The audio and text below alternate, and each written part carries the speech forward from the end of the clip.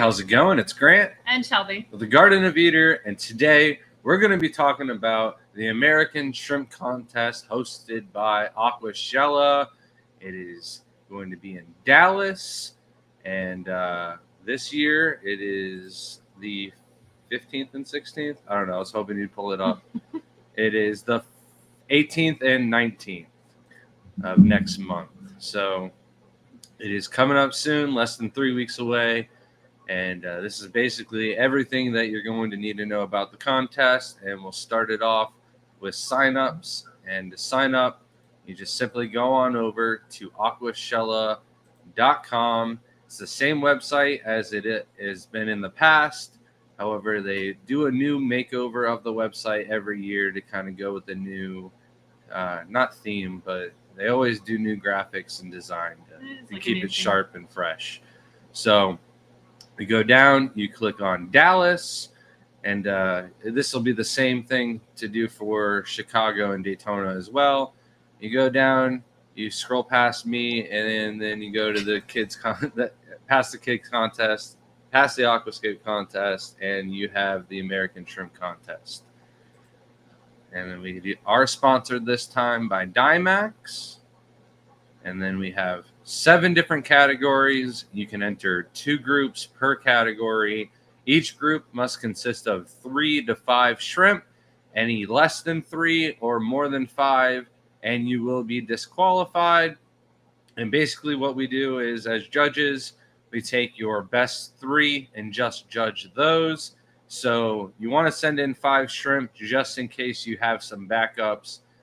In case there's a DOA on arrival, or there happens to be a dead one at the show before the judges are able to get over there and actually score them. So I always recommend sending your best 5 shrimp that look identical, have the best color, the best pattern, and that will get you the best score. So you want to do a couple different things in different groups. But category number 1 is going to be Neocaridina, all types, all colors, from red cherry to the new green Rillies varieties that came out, even the blood orange and the orange and red Neocaridina that are out on the market. I don't think anyone really has those going in the United States yet, but that's one that you would see in this category in the future. So some tips and tricks with these guys: enter your biggest females. Females will always be bigger than your males. You do not need both sex. You just need 5 shrimp entered in the contest. So the harder the type of shrimp is, the more points you're going to score. So, for example, red cherries are not going to score as many points as, say, an orange or a Rilly variety would score, because as a judge, I know that breeding out Neocaridinas, the reds are going to throw a lot less culls than the Rillies would, or the green varieties, or the orange varieties. So it takes more work. You're going to get more points in the difficulty category. Of course, you don't want to enter any 6 shrimp or anything with Elo or Scutalilia or whatever, however you pronounce it. Those are definitely going to get you points off. Short skirt, balloon head, or any deformity of the bodies will get you points off as well. So the only other thing I can recommend is there is a slight advantage with the buried shrimp and the healthy scoring, because if you have 3 groups of shrimp and they all score the same points up until healthy, and you have 5 shrimp that are all buried, pregnant, and thriving, and then you have 2 other groups where there's not really any pregnant shrimp, I'm going to give the full 30 points to the shrimp that are buried, because the ones that aren't buried, especially if they're female, what's going on with their parameters and care that they aren't still holding eggs or aren't currently holding eggs. So, you got anything for me yet? Nope.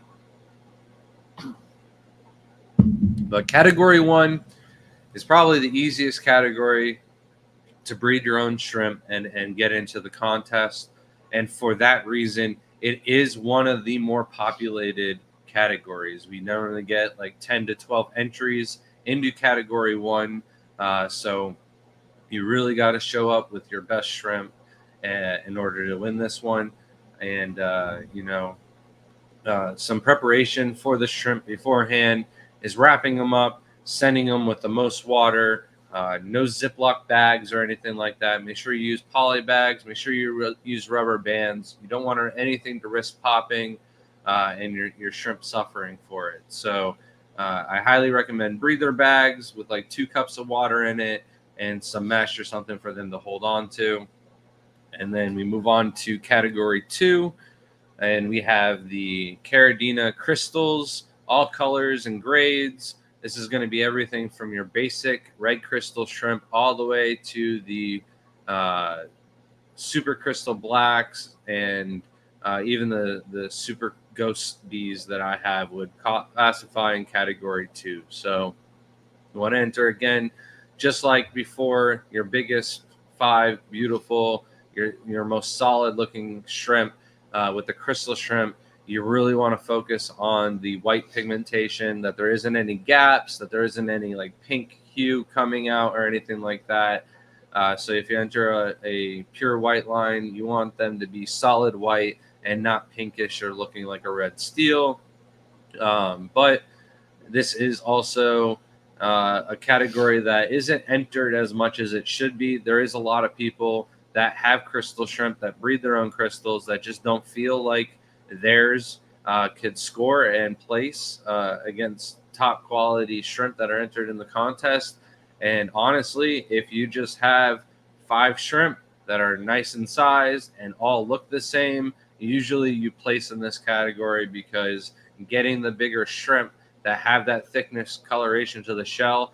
That's why most crystal shrimp that are like super high contest quality grade fetch way higher than like $100 a piece if you wanted to import them and bring them in. It's because it takes a lot more work, and the quality in the United States just isn't that high. So if you're entering the contest for the first time, the quality of the crystal shrimp isn't even that high in the international contest for this category. So category 3, though, is Taiwanbees, and these ones are where we do see really high quality still. Not a lot of people enter this group, but a lot of the extremes, like the extreme red King Kongs, extreme black King Kong, and extreme blue bolts, do really well in this category. And this is all Taiwanbees, but remember, yellow King Kong is not a Taiwan bee, so that would not be in this category. You would be entering those into category 5, where you would be competing against fancy tigers and stuff like that. So category 3 is just the classic pure Taiwanbees. You want to make sure that you're entering classic patterns, that you're not having like a backline or something in your shrimp. That is a for sure sign that you have Ti-Taibees. Also, with the blue bolts, make sure there's no golden or green coloration to the head. That's a sure sign that they're going to be blue steels and not blue bolts. So really make sure they're classic Taiwanbees. I already mentioned extremes. They're the harder ones to breed out. They're going to score you the most points. They also look the nicest, highest quality, higher grade. Extreme Red King Kong is one of my favorite shrimp to enter into this group. And they usually do really well just because it's real easy to piece together 5 extreme Red King Kongs, because they only have pattern on the tip of the tail. But it is a group that isn't usually entered as much. So if you're looking to test your skills in entering shrimp into the contest for the first time, and you have some nice blue bolts or some nice King Kongs, and they're large, you should do all right in this category. Then category 4 is Caridina tiger varieties. This is going to be everything from your orange eye blue tigers to the black tigers orange eyes, the red tiger orange eyes, but only pure tigers. So you're not going to have some orange eye pinto shrimp or anything that you're competing against in this category. The favorite for this category is usually the black tiger with the orange eyes. The larger they are, the better, the higher the score. And with them being black, full solid color, the pattern and everything like that is usually really easy to match up, and it gets them the highest score possible. Where the orange-eyed blue tigers or the red tigers, The striping and the coloration, it's usually a lot harder to match up, and for that you don't get as much score on the homozygous of them all looking the same. I would like to add for this category for tiger variants, tangerine tigers are not accepted into this because they are a wild shrimp, and there is no wild shrimp into this contest. So no auroras, no tangerines, no super tigers, no raccoons, no stardust. Those are all not welcome. No sulase. They're great in their own mind, but they all look the same. Yeah, contest you really don't. There's no working on them like you do all the other shrimp in these categories, and that's why they're not part of it. Wild shrimp are always going to have that pattern. You might have some that are a little bit more blue, but to judge 3 like tanks of tangerine tigers would be not so much fun. That they're going to be the same. There's no working on them really. Then we have category 5, Ti-Bee. Once upon a time, we had all the crossbreeds put together, and you had Ti-Bees that were competing against boas, and you have some fancy red tigers that are Ti-Bees, and they're just not going to score as high points as the boas, even though they're super nice, really high quality grade shrimp that should be placing in the contest. They just get beat out by basic boas in the score sheets. So we split them up into 2 different categories. But like I said, you'd also get your yellow King Kongs and other single pigment Caridina crosses in this grouping of a class here. So like I said, the fancy tigers, red or black, just really enter your nicest, your thickest pattern, coloration, no translucent gaps or anything like that. The most spots and the nicest headgear, and you'll do really well in this category. So yellow King Kongs are probably not going to be a winner here unless you had like the lemon heads or something like that. Might score a little bit more points, but the like largest yellow King Kongs, you would have to guarantee they're like the biggest shrimp you've ever seen. It's the only way you would score high with those, and solid coloration, because sometimes yellow King Kongs can be a little bit more translucent. So if you were having thick-shelled yellow King Kongs, you might look out. And then the only other thing that would be like a potential winner for this category is we have some like solid red. They look like red cherries, but they're Caridina shrimp that we're growing out in our red Tang-Tai tanks. So I think those would be new and innovative, and we don't really have an innovative or new category. So I could see the judges scoring those a little bit higher in points because the difficulty to create a new variety of shrimp is a little bit higher than maintaining a stable line that's already out there. Then we got to scroll down a little bit. We have category 6, and this is going to be Caridina crossbreeds, all colors and patterns, eye morphs.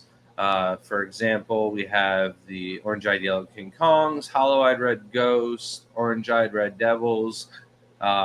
If I were to breed out the blue eyes or the red eyes, they would also go into this category here.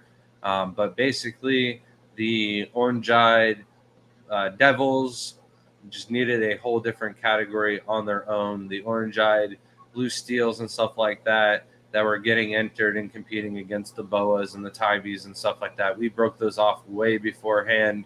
It's really one of the categories that doesn't get entered a lot. So if you have some nice orange eyes that you're breeding out and you're thinking about entering them, or you're just looking at getting into the contest for the first time, orange-eyed yellow King Kongs is a really easy shrimp to breed, and to get some big bright yellow ones would still score you some good points in this category still. So I highly recommend getting orange-eyed shrimp because I do think that they're the future of crossbreeds and stuff like that, and getting new phenotypes.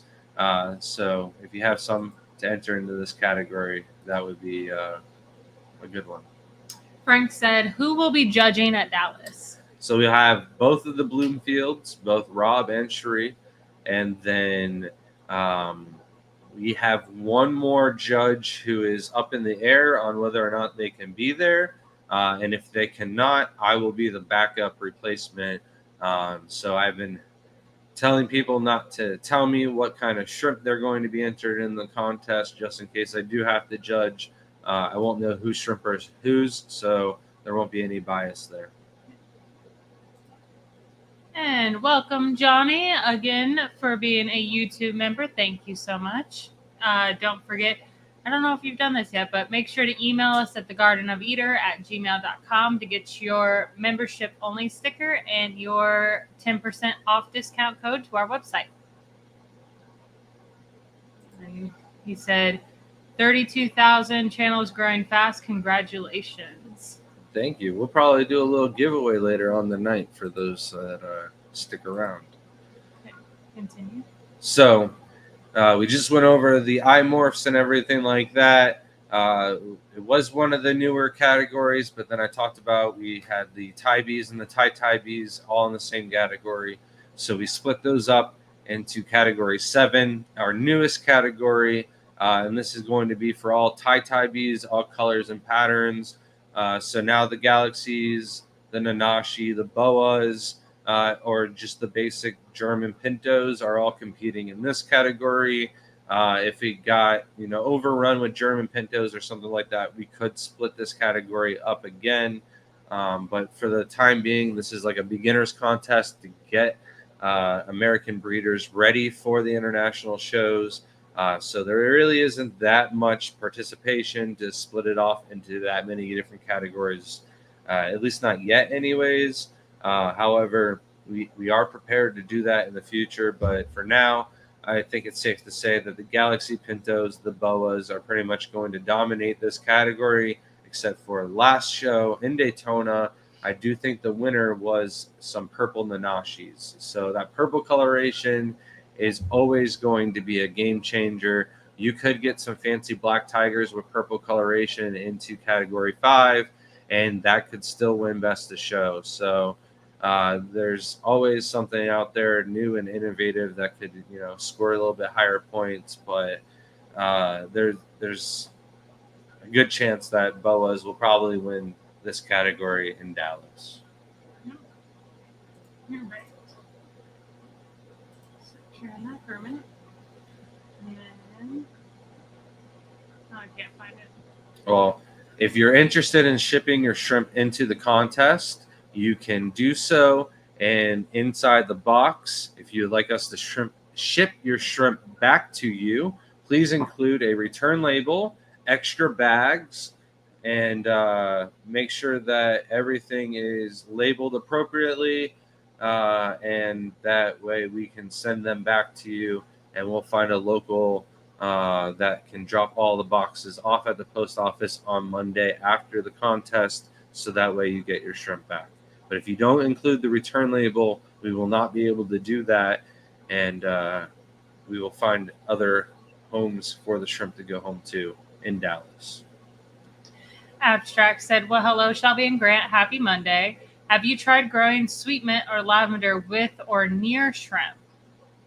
Yeah, we used to have a chocolate mint plant growing out of our grow bed, and then we had Neocaridina shrimp growing throughout the whole system in the bottom bed below it. So, yeah.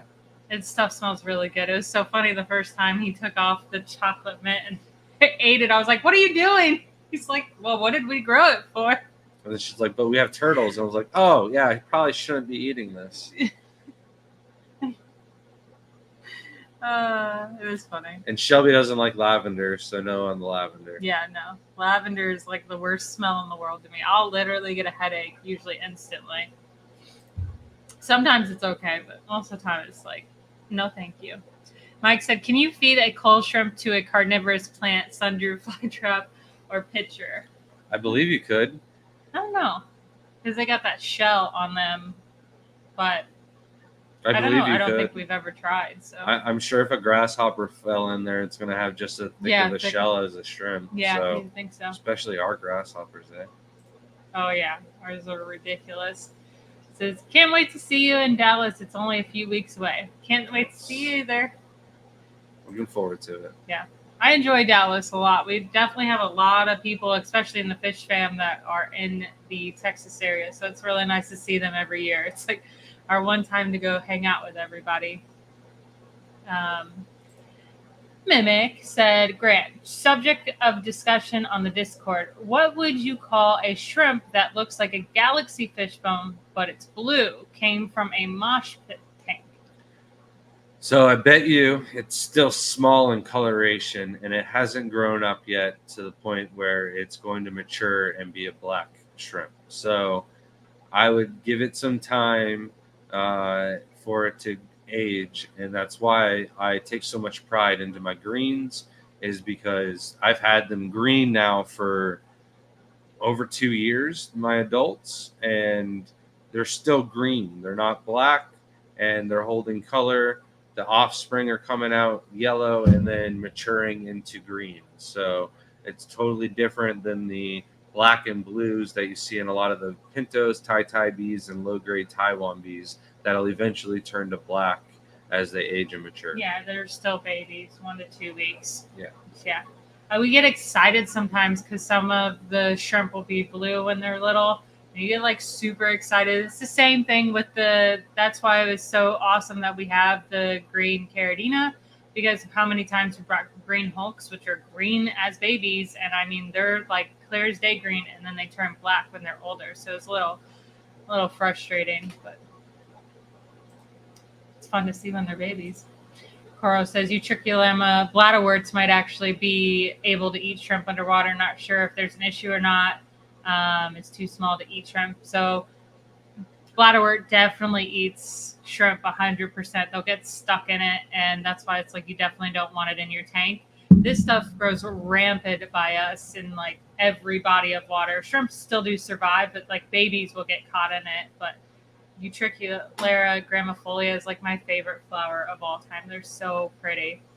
And then not only that, we have a video on this, but I've seen a tank where it had some UG in it, and I was like not getting a lot of breeding, and then I witnessed one of the females swimming around, and its leg got stuck in one of the bladders, and then it acted like it got struck by lightning trying to get out. And I feel like if the shrimp were like trying to swim around and trying to pick at stuff, and then constantly feeling like their feet are getting eaten or something like that, it was stressing them out and causing them not to breed. Or they were breeding and the UG was actually eating all the babies before I can see any of them. But I don't think there was many buried shrimp in that tank at all. So Coro says, you know how there's frogs that live in rain pools and giant bromeliads? Grow one of those and put Neos in it. Fun fact, bromeliads are one of my favorite plants. Grant would always go and get me them and collect them for me, and we had like a whole garden of them. Guess what bromeliads are also really great at?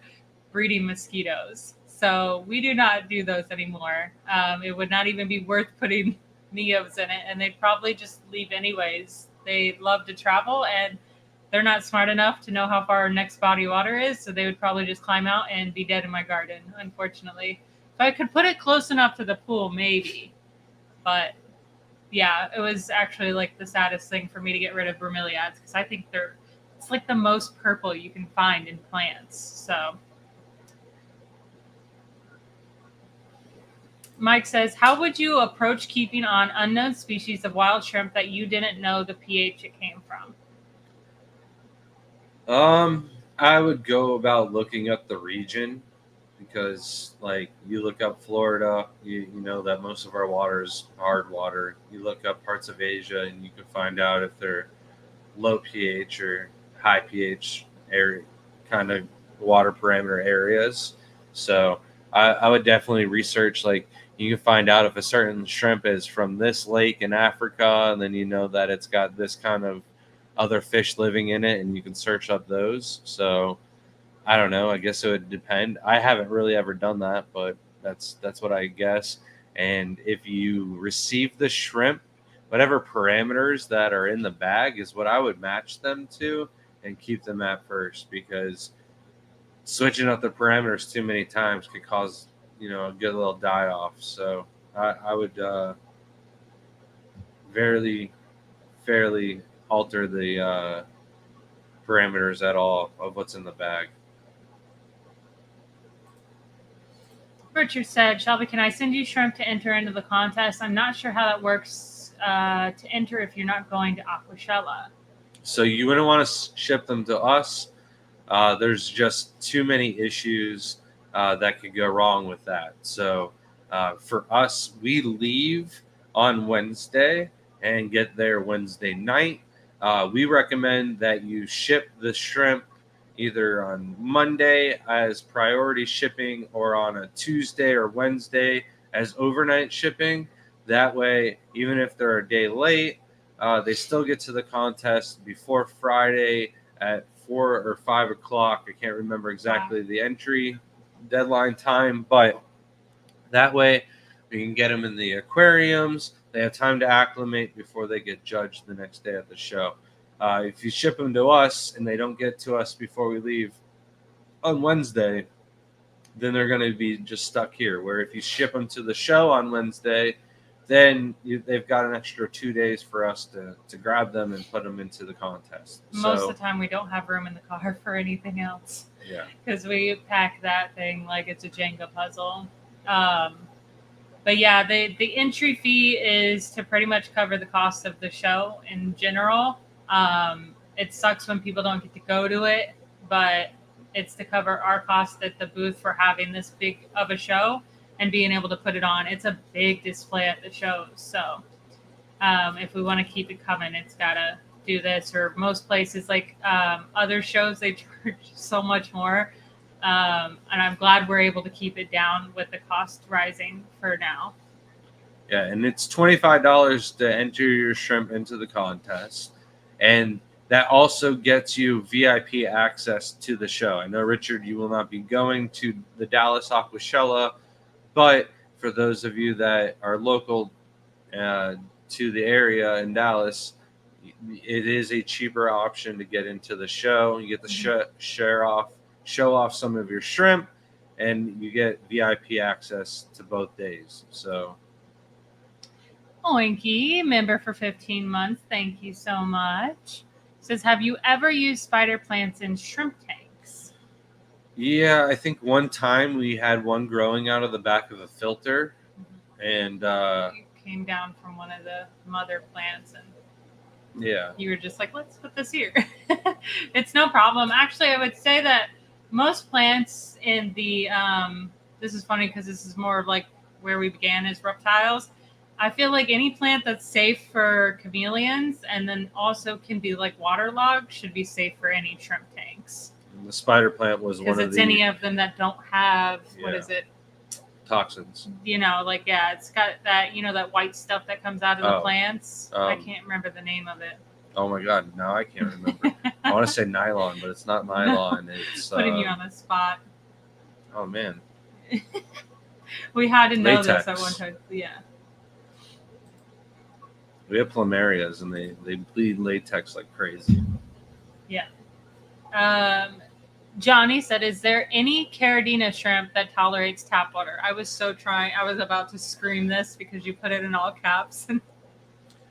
But I refrained. Shelby just loves to sell her tangerine tigers. So if there's any Caridina shrimp that does the best in the widest range of parameters, I would get the tangerine tigers for sure. But most tiger shrimp will tolerate most tap water. And I have to say that because not everybody's tap water is the same. Some people, their tap water is too soft, and then some people's tap water is like liquid sulfur, and I don't know about that one either. So Brad says, do people buy the contest shrimp? We're looking to buy our first non-Neos. Tanks are cycling. So if somebody sends in shrimp that are not being shipped back, they're usually donated to the volunteers at the contest. If there is somebody that wants us to try and sell the shrimp for them, we try, but there's no guarantees. So usually people don't want to try and sell the shrimp at the show. So there's not really a way for us to manage an auction or something like that at Aquashella. There's just no setting for that, and it's way too loud. But we will bring a lot of Caridina shrimp that we usually get a lot of questions. Hey, are these fancy red tigers available? No, but we have these fancy red tigers on the table here available. And I've got some really nice ones that I've been saving for the show up in this tank. We'll bring a lot of blue bolts. We'll bring a lot of Galaxy Pintos and stuff like that people will be asking for them in the contest. And we're right across. Do we have pre-orders for Aquashella? We certainly can. If you want to make an order through the website and say bring to Aquashella, we can certainly do that for you. And then if we need to, we will refund the shipping cost, of course. Or usually we'll just ask you if you want a couple extra of the shrimps thrown in to cover up the $15 of cost. That's what most people do. But pre-orders are a lot easier for us if you want something specific, because sometimes we don't bring some specialty ones because they're not going to sell as well, or people that see the shrimp contest for the first time and want boas, and then they come to us and try to buy boas and don't realize the parameters need to be really specific.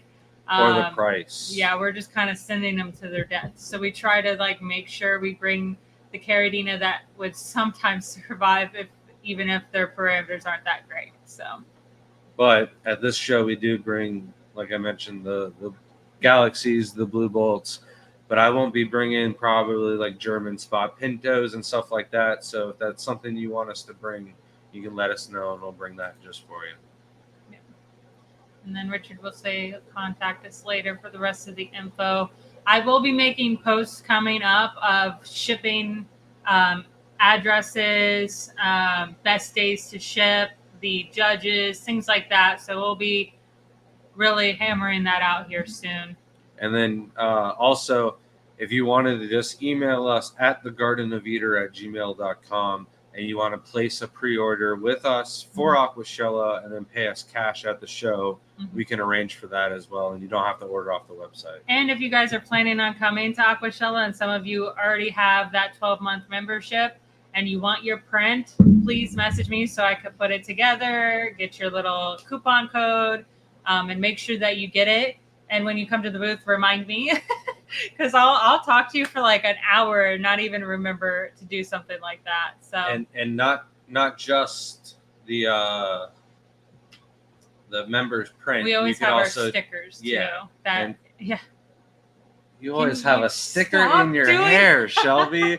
So if you didn't know, we have our exclusive TGOE holographic members only stickers.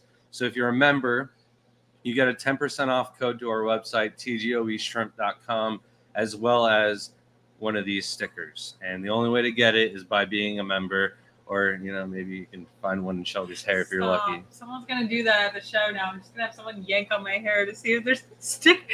You know what would even be funnier is I grew up with really, really coarse hair. I was called Scarecrow for the longest time because it was just poofy. I have curly hair usually, so it was really bad. I went to a pet store one time and a bird flew in my hair and nested on top of it. It would actually be funnier if my hair was still like that and you kept finding things in it. That would make sense, but my hair's nicer now. Johnny said my tap water is 35 TDS, 6.5 to 7 pH. You're gonna have to add some type of minerals into that water because you don't have enough GH in that total dissolved solids. Usually it's 1 GH for every 30 TDS. So you're going to have to buy some type of remineralizer to try and get your GH up so that way your shrimp can molt. Mike says, are you entering the kiwis? So I won't be entering just in case I have to judge. Also, Shelby's the organizer. And because of all that, we never enter in the contest anymore. Once upon a time, I took home Best of Show with our Yellow Neo 24 karat line and got a perfect 10 out of 10 score from all three judges. And how do you do any better than that? You go downhill from there. So I retired at this contest at least. I'm probably not going to enter the Kiwis this year, possibly next year. I don't know. I don't want to risk the colony by entering them into a contest. So right now we're trying to breed those enough to actually get them on the website. We care more about being able to provide the hobby new shrimp than we are about competing with something like that. The only thing that if he had like 2 full tanks, maybe he'd feel comfortable enough. Yeah. Well, you got almost do, but I mean, like breeding wise. But this is a good contest for beginners to get their name out there and get some recognition, because having an award-winning line means your shrimp are going to be in more demand. They're going to hold a higher price. They're going to sell for more money overall, because who doesn't know about LRB's Fire Reds and Blue Dreams award-winning lines? Like, you look online and people are asking for Neos, and then you hear about his award-winning lines. So he uses the actual award as the actual sale photo for his shrimp on the website. So, having one of these awards, entering into the contest and winning, means you're a step above the rest, and your shrimp should be as well. So for us, when we started winning the international contest, whatever shrimp we won with, those shrimp were sold out for 3 or 4 months with a wait list. Mm-hmm. And then not only that, our Tangerine Tigers were selling for $1 more than anybody else on Facebook at the time, because back then everyone could sell on Facebook, and you can sell all of your shrimp in one day really easily. But we could fetch a higher price for the Tangerine Tigers because they got an award. And it's just that simple with, the new people that are trying to get in the hobby and make a name for themselves. The American Shrimp Contest, it's really a great way to establish that and build a reputation. And even if you're not trying to sell it, honestly, it's just fun to have bragging rights and a award. That's for all your non-shrimp nerd friends, you can go to them and be like, I want an award, and they're gonna be like, what, for shrimp? It's cool just to put up in your shrimp room too. Like, a lot of people just love looking at things like that. It's fun to have, and even if you do it once in your life. You don't breed shrimp. It's so funny when people come over and they don't see any awards. People do ask us all the time, and I'm like, we have plans on it, but like we have more awards than wall space, and we don't want to pick favorites, so they all get shoved in a drawer. Not a drawer. They're in a nice big black bin now. That's where most of them are, because I broke one of his awards. I still feel so bad about that. I'll get you a new one. It's not the same, I know. It's the same if it is the same, okay? Yeah, I want it. Okay. It'll be the same if it is the same. But if it's different than the other 7 I have, I have a problem. Where she got it from. At least I thought you found it already. I swear. I found it broken. No. I thought you found the place to buy it. Oinky says, have a great time at upcoming show. I doubt I'll be able to attend any Aquashellas this year, but I'm counting the days. 156 until I give you a tackling group hug at the Clash. Thought you guys might go to the other expo in North Carolina, though. So that would be a sooner visit. Oh, there's also the one in where are we going to? Baton Rouge. Yeah, are you guys close to that? Are you guys gonna go to that? That'd be cool. Did you go to AGA? I can't remember if Ed decided to go to AGA there or not. Oh. See, I said I'm bringing my tub and bubble box so I can bring home some shrimp and plants. Smart. Well, here's the thing about your bubble box and tub. Leave it at home if it's for the shrimp. If you're using it for fish, then by all means bring it. But I do not recommend traveling with shrimp with an open container. You just never know what has been sprayed in the hotel or something like that. I've had 3 times now where we've been at different shows and somebody's opened the bag, and not even our bag. Sometimes it was other bags, and they're like, I can't understand. I put them in a bucket with a bubbler, and I'm just like, yeah. And then somebody else in your hotel room used some type of perfume or something. It got in the bucket and killed it. I just highly recommend leaving the shrimp in the bags. The way we pack our shrimp, the way we do our water changes right before the shows, like we're less than 3 weeks. everything in the entire house that would be sold at Aquashella is going to get a massive water change. Before then, all the Neos will get done like a day or two right before we bag them all up. So everything's good in the bags for up to 2 to 3 weeks before I would lose any of the shrimp in any of the bags. We might have one shrimp that got smushed in the corner of the bag or something like that. But for the majority of the shrimp, I would just recommend leaving them in the bag that we send them off in. And I don't know if you're and part it's less of work too. Any fish club, but we usually love to travel with our fish bag from our fish club, and it's insulated.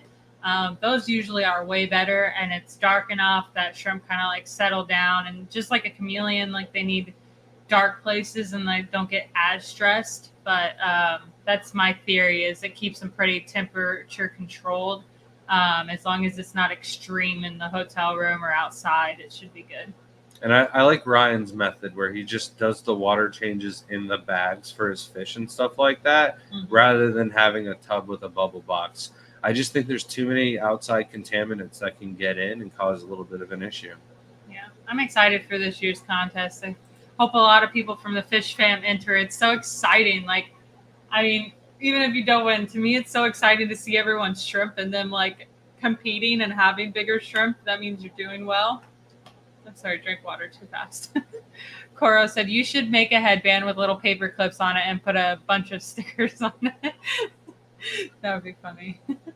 People would literally probably try to rip them off my head, though, from like, people get greedy. They'll just take anything off your table and think that everything's for free. Like, you could put a sample outside or like a little bag of shrimp food, and they think like the whole bag is free. And you're like, that thing's like $16. It's funny.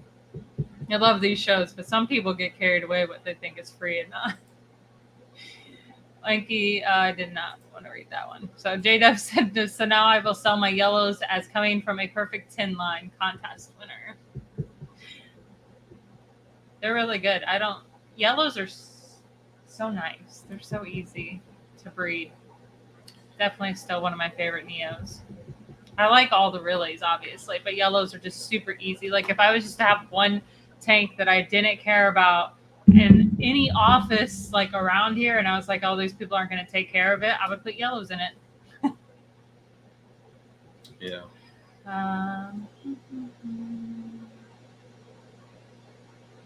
Yeah. Stephen P. even said, oh, yes, come to Baton Rouge, Winky. Is that one near Layla's birthday? That's on Layla's, yeah. Oh, yeah. So that's going to be on our daughter's birthday. We're going to try to find something to do. What is it, Saturday and then a Sunday is the day we could do something? I have no clue what the schedule even is. Oh, we'll have to figure that out. KJE, thanks for stopping in. Mike says, do you eat shrimp at restaurants? Yeah, I do. Shelby will only eat a shrimp when we go to the hibachi. Most of the time it's a half a shrimp. And then I eat the rest. But yeah. I eat shrimp a lot of places where we go out. So shrimp aren't bad. I just don't like the texture. They're just weird. They're that bite is just weird. Oinky said, unfortunately, no, I wanted to, but couldn't make it to the Charlotte in June. But I did tell Ed if he could go, please have a great time. He decided not to either. Well, that's nice. Shrimply Kitten says, thoughts on using liquid form of GH to add back after water change, like Brightwell GH Plus versus the powder? So for us, the salty shrimp GH Plus gave us the best results. It's the cheapest. It's the most bang for your buck salt out there on the market. So that's why I like to use it. But you need to mix it the night beforehand before you use it. So the benefit of having the GH liquids like Brightwell GH Plus is that you don't really need to wait that long for them to mix up. Usually an hour time is more than efficient enough to get a thorough mix and the minerals fully dissolved into the water. The Brightwell GH Plus, it being an American product, it was readily available and stuff like that. But I just get a lot better results off of using the Salty Shrimp Plus. So I wouldn't suggest switching to the GH Plus. it's more expensive, and I didn't get as good of results either. And Triplicant said saw Shrimp Affair just pump back in GH after the water change and let it auto top. Yeah, right into the tank. So makes me a little nervous. There's a lot of breeders in Asia that just have the RO water set up for the filling of their tanks, and all they do is they drain it 50% or 20%, and then they know, okay, this was this many liters or this many gallons, so I have to add this many scoops back in. But the test done by Nico and me just viewing the same thing done in my tanks when we were trying it out and stuff like that, I think there's much better results by actually thoroughly mixing up the water than having spike of TDS drop and then spike of a TDS when you add in all the minerals. So Toro said, which shrimp food is your favorite to snack on? Oh, munch on all of them, don't you?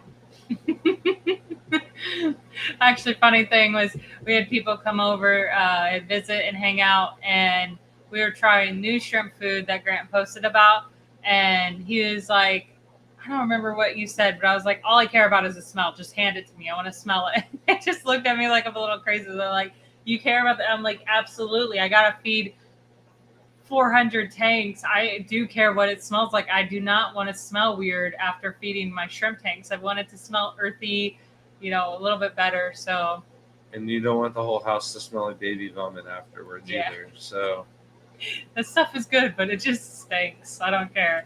But if I had to pick one, I would say the Mineral Junkie. It smells like celery.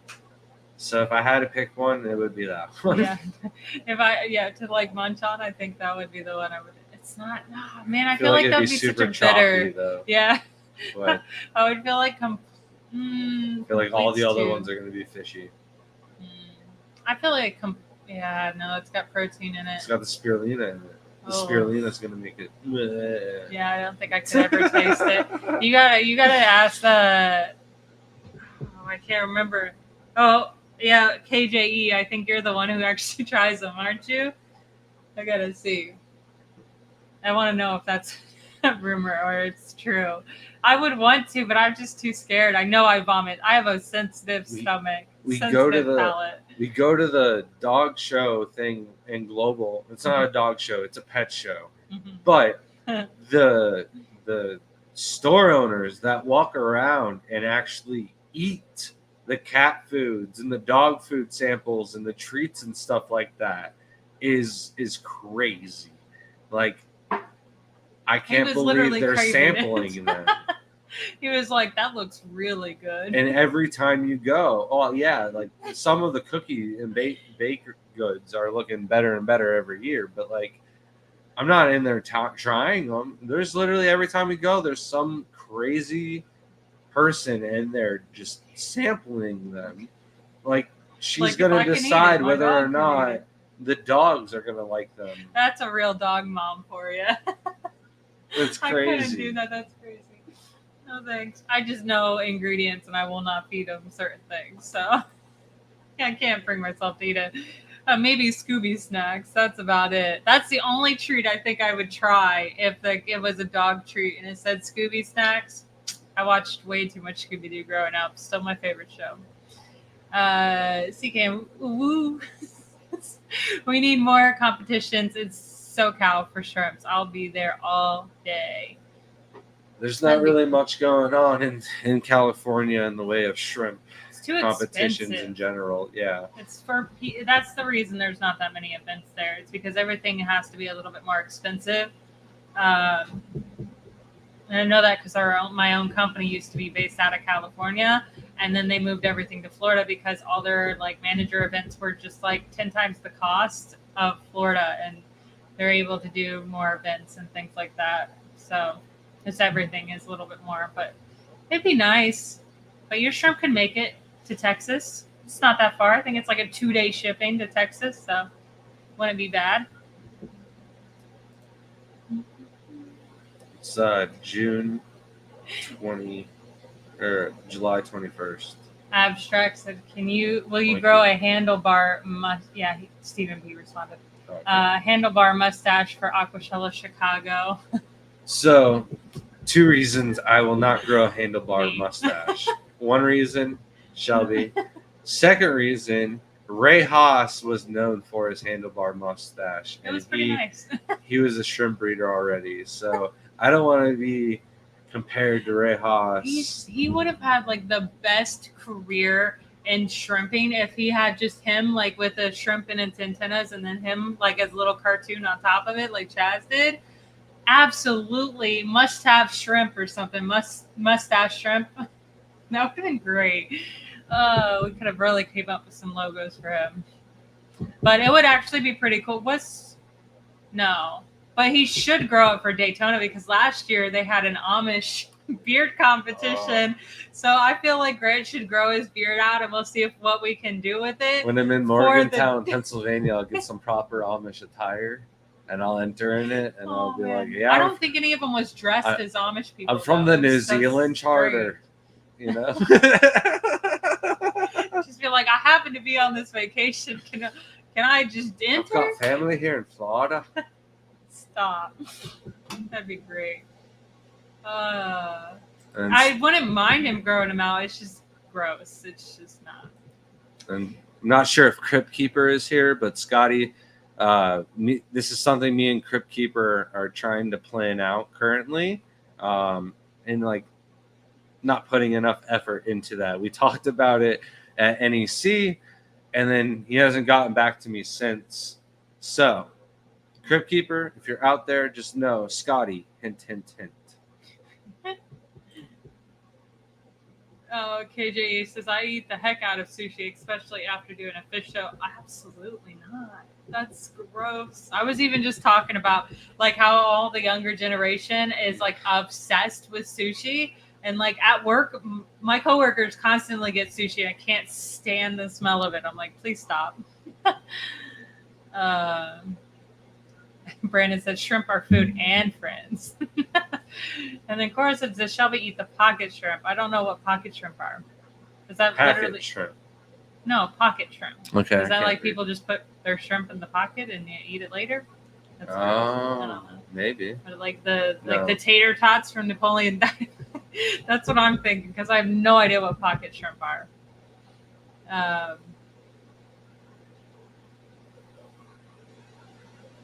Oh. Cora said I was asking Grant's favorite flavor for him. Welcome in Living Dream Aquatics and Zen Ginger. J-Dub says, any consideration I should take before moving moss from my Neo tanks to Caridina tanks? Rinse with RO water? ? So I would consider algae and any other types of like hitchhikers. If there was Hydra or Planaria ever in that tank, I would never move it into a Caridina tank. But other than that, as long as there's no hitchhikers and no algae in the tank, I move moss around all the time. Grant, I've tested that for me about 20 to 25 TDS is about 1 part GH. I know you keep them at 150. What was your test on GH for salty shrimp GH plus? So for every like 30 TDS, we get 1 GH of salty shrimp. We never upload those charts to our website. I don't Crypt know worked on forever because we got the new logo. We haven't sent them over the new logo, and then he got busy and promoted to a new job, and then we got insurance, and we've just been way too busy. I don't know if bettered his life is the right answer because he's working into the bone. Yeah, he's literally working like 24/7. He definitely appreciates having more money in his pocket so he can travel and go to more shows because he will be at the Aquashella Dallas. And Chicago and Daytona. So looking forward to seeing Crypt Keeper. Yeah. Try shrimp chips. Absolutely not. That sounds awful. I don't even like the taste of shrimp most of the time. I only like it at the hibachi because they like that came out weird. Did I say hibachi? I think the shrimp chips are like they start out as chips and then you fry them and they poof up. I would definitely I think like they also call it like shrimp crackers or something, shrimp cracklings or something like that too. I would try them for sure. Welcome in, Dr. Anthony. CMP said, "Have you ever snorted baby?" Nope, never had the urge to. No, but our dog did. Oh. I don't know if you guys heard the story. You mainly licked it up. He did not mean to. No. Oh, Let me just listen. Let me just tell the story, okay? So I did something where I was trying to feed the baby shrimp, and I accidentally like flicked the outside edge of the bag, and it's a brand new full chop block to the top bag of baby envy. So poof, a cloud came, and shrimp is my shadow when I'm walking around the house. And then sure enough, his big old nostrils flare up, and a good amount of the cloud of baby envy went into his nose, and then he insisted on gulping up all of the shrimp baby envy food before it hit the floor. And then whenever it hit the floor, he licked up off of the floor before I could get something to clean it up. It was unnecessary, but I do it all the time. I can't stop. It's a bad habit or a good habit. KJ says, "I've eaten North Fin flakes. Oh my gosh, I could not imagine." Woo says, "I've tried and eaten gold or fish flakes as a kid. Taste and smell great." That is strange. Which ones were they?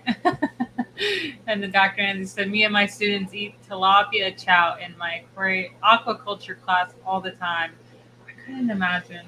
It's a weird fishy taste. Like we even tried it one time. We were trying to do like this healthy thing, and like seaweed is really good for you. We're like, all right, so we get it. We come back home. We both open it up, and I'm like, instantly no. And he was like, all right, I'm going to try it. Instantly puts it in his mouth. He's like, I regret this.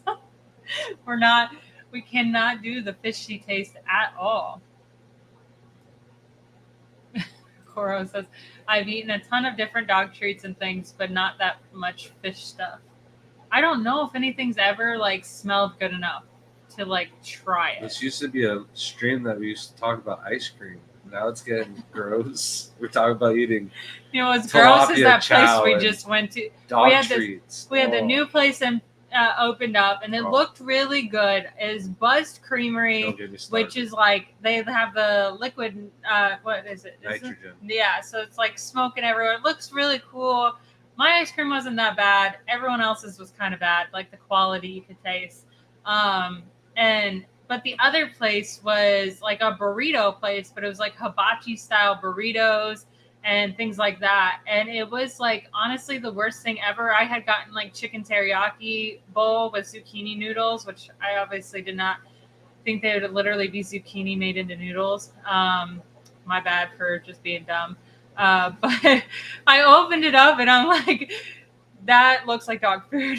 It legit looked like teriyaki chicken dog food I would feed like out of a Pedigree wet can food. And I closed it back up and I just moved it away. And I was like, absolutely not. I just wasted way too much money on this. It was bad. I've never looked forward to a new place opening for so long. Like, I swear this place has been teasing me for like a year. And now it finally opens, and it's like the worst experience I ever had.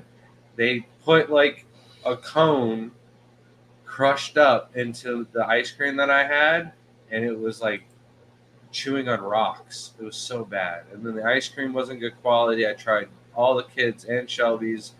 They're all bad. It was bad. I won't be going back. I think this is hilarious. KJE said, once at a house party, my sister had these cheese ball dog treats, and I put them out on the snack table. Folks ate them.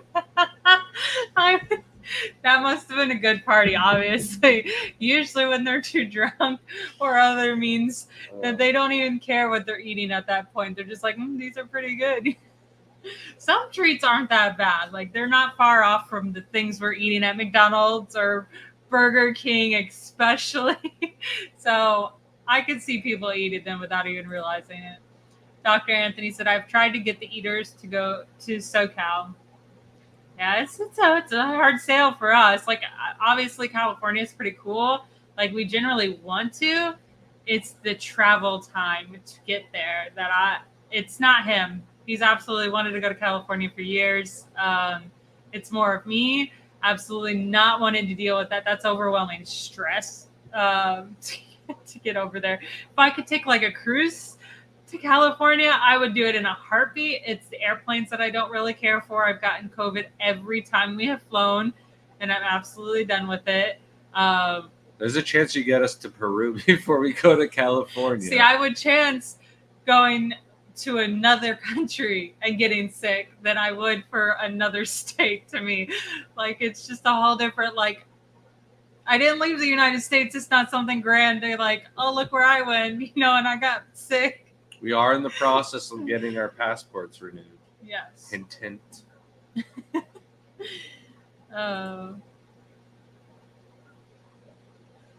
Coro said, Grant, dogs evolved eating our table scraps. Don't fall for blue buffalo hype. That Labradoodle is not a wolf. It is adapted to eating your leftover pot roast veggies. Blue Buffalo builds a 2-story house inside the expo. They are all the hype, okay? They have the height for the hype, and they do a nice presentation in the show. But I am a firm believer in Iams dog food. That's what we've been using for our dogs growing up. I've never really had any major issues with our dogs, and I had my pug live for the scraps. 16 years. Both of our other dogs lived pretty long. Pearl just ended up having cancer, but that was not food related.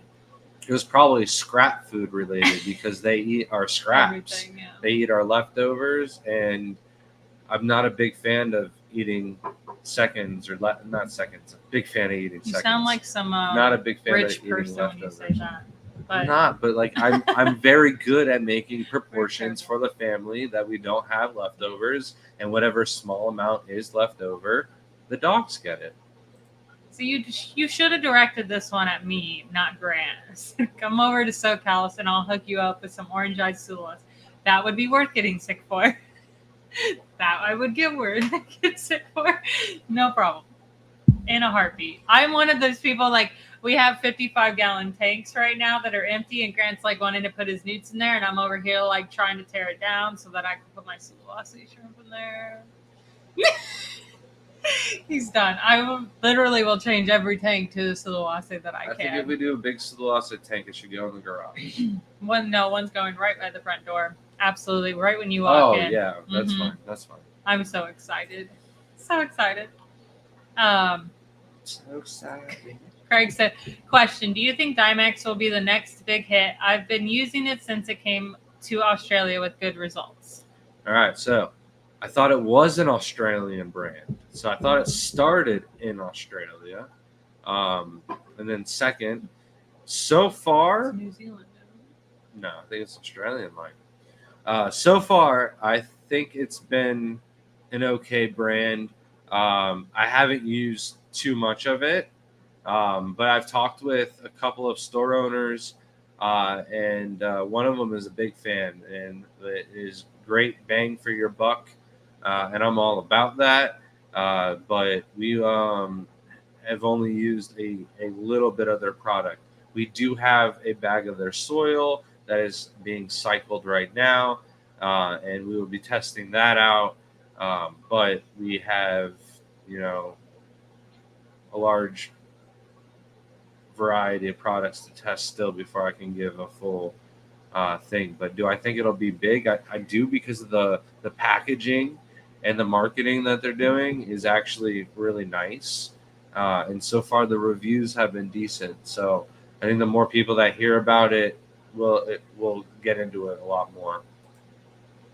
Brandon said Grant is Shaggy. See, I told you I should have shaved before the live stream. I knew Brandon would say Shaggy something. from Scooby-Doo. No. I was about to do one of my impersonations, but it was going to come out horrible. Probably. I do a good Shaggy, though. It is funny. We have joked about that. I wish I was more like Velma, but I'm more like Scooby. Just row. Making mistakes. Like, come on, Oh, see, I'd say it You way too always loud, did. and I was yelling it. I can't You do always it. yell it. It's just like my British accent. I am literally like 80% British, but I can only scream a British accent. Living Dream said, I have to order a new TDS thanks to the cat and puppy. Is there one you recommend over any other? Also, do you think Bug Buffet will be a good shrimp food? So, the TDS pen, we don't really have a good one that we would recommend. We are cheap and we buy like 10 of them from China and then test all of them on some calibration fluid. And then the ones that are janky, we just throw away. And then the ones that are reading appropriately, we keep those ones. And then just test them every few weeks. And before you throw away the bad ones, though, save the battery. Those are more expensive than the actual TDS pens to replace. So, and that's why we buy the cheap ones. The calibration fluid for the more expensive ones, what is the point of buying them? They really, like, how long's your TDS pen worked for? I mean, years. I've had it for like 8 years now, and it's still reading pretty accurately. So we have a couple options, like on Bulk Reef Supply. They only really sell high-end products on there, like their RO units and stuff like that are top notch. So if I were to send anybody anywhere right now to go buy a TDS pen, it would be the Bulk Reef Supply, whatever brand they're selling. And then the Bug Buffet, I've been feeding it to a lot of tanks that have newts and shrimp in it, and it's really been a big hit. The newts love it, and then the shrimp get all the scraps. So is it the best food for Caridina shrimp? To me, it breaks down so fast that a lot of the actual food gets into the substrate. So it's like a really good food if you're also trying to breed a lot of snails. But as just a whole solid shrimp food, I would more use it in like a community tank with shrimp in it, and the shrimp are going to get everything they need out of it, of course. But if you had like a petri dish, I think that food would be great for them. Sibley, thanks for making it in tonight. I hope you feel better. Shrimply said, what line of shrimp do you recommend to breed? I understand preference, but what line breeds the most true to kind and less variance? I'm assuming the Caridina, since they're taking a step into Caridina. So for Caridina, well, for Neocaridina, I would recommend yellows. That was already something we talked about tonight. Strongly agree with Shelby on that one. And then with the Caridina, crystal shrimp breed really true. You get a lot of different varieties. You can cull, you can work on them. It can be a project shrimp from day one without putting a lot of money into it. Orange eye blue tigers, those are good ones too. But if you're looking for something that every single shrimp comes out looking identical, raccoons, those are pretty much no culling involved, and there's nothing really to do with those. And yellow King Kongs are the easiest, probably out of all of them. They look identical to one another. You can get a lighter color yellow, or you can get a really variety or something like that. But the yellow King Kongs are pretty true. Since I'm looking for high protein snack. No, I'm not. I actually really hate high protein snacks. Has anybody said anything about when she said looking? I thought you for sure like a little red or glowing. I actually don't look that bad. No, not as bad as it really is though. Like it's it's really bad. Oh man, my poor kids. They wanted to go to the beach this weekend, and I told them at the time, I was like, "Look, we need to leave, and it's time. The sun is going to burn us to a crisp." And they were like, no, we want to stay. And they didn't even get nearly bad as burnt. I mean, they barely have like one little spot on their cheeks, and they're both complaining that they're so burnt. I'm like, I told you to leave 2 hours prior to this. It's your fault that you wanted to stay. I was like, we could have gone home and gone and played at the park or something under the shade. This beach was brutal. It didn't matter what you're wearing for sunscreen. It was bad. Zach says, shrimp envy complete smells like raisins to me. I'd make ants on a log with it. Absolutely not. I could not imagine. I would love to see someone do that. It's crazy.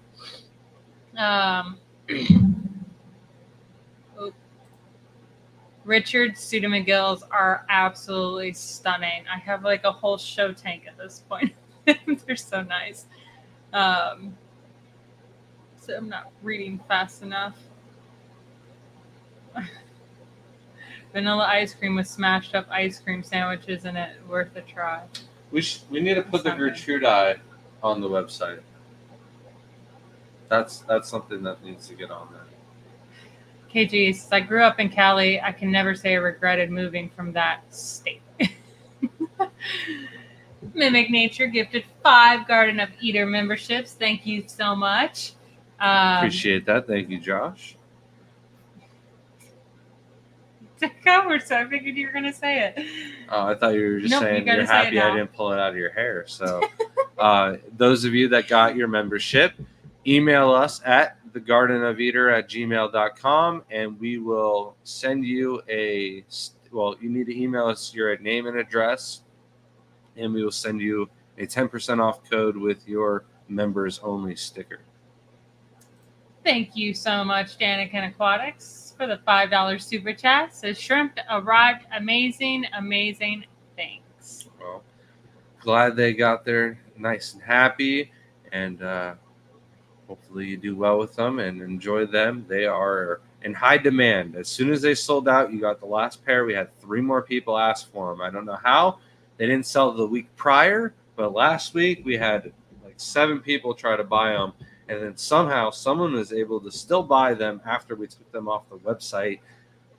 I don't know how they found the glitch in the system, but they made it work. Yep. Dr. We were moving out open house this past weekend and have 15 offers on the house. Our offer in Oregon on the house was taken.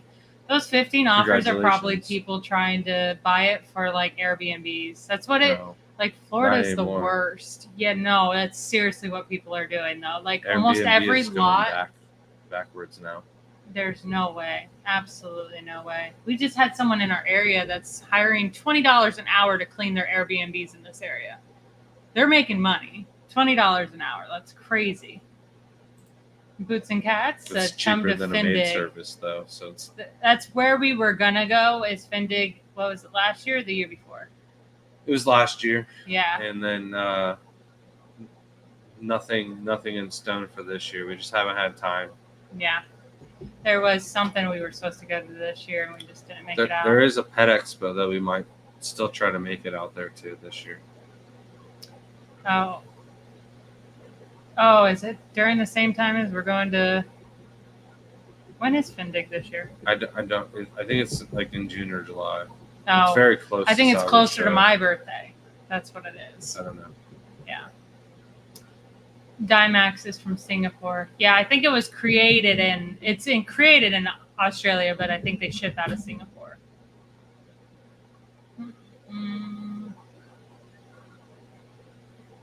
Yeah, Oregon's a nice place. There's so many people that live out there. That's where Pete's looking to move back to. That's far. He was in Seattle, but Oregon's close enough and far out of the traffic and all the. Brandon said that was a pretty good Shaggy impression. It's pretty good when he actually like does it and he's like not put on the spot. I got halfway through it and I was like, I'm screaming into people's mics. So yeah. I think it's really funny because that's like my whole bedroom was Scooby-Doo growing up. Like everyone thought I was gonna be a detective growing up because of it. Like my favorite movies, absolutely loved it. I probably have like 40 Scooby-Doo stuffed animals. So when Grant did his first Shaggy impression, obviously I had to stay with him like this. It was just meant to be.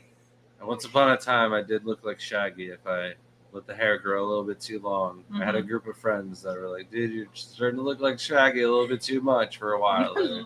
I loved when your mom would get mad that you grow your hair out. I'm like, that's great. I was Shaggy for Halloween one year, too. I think so. I think you just put on a green shirt and khakis. Yeah, it worked. Mm-hmm.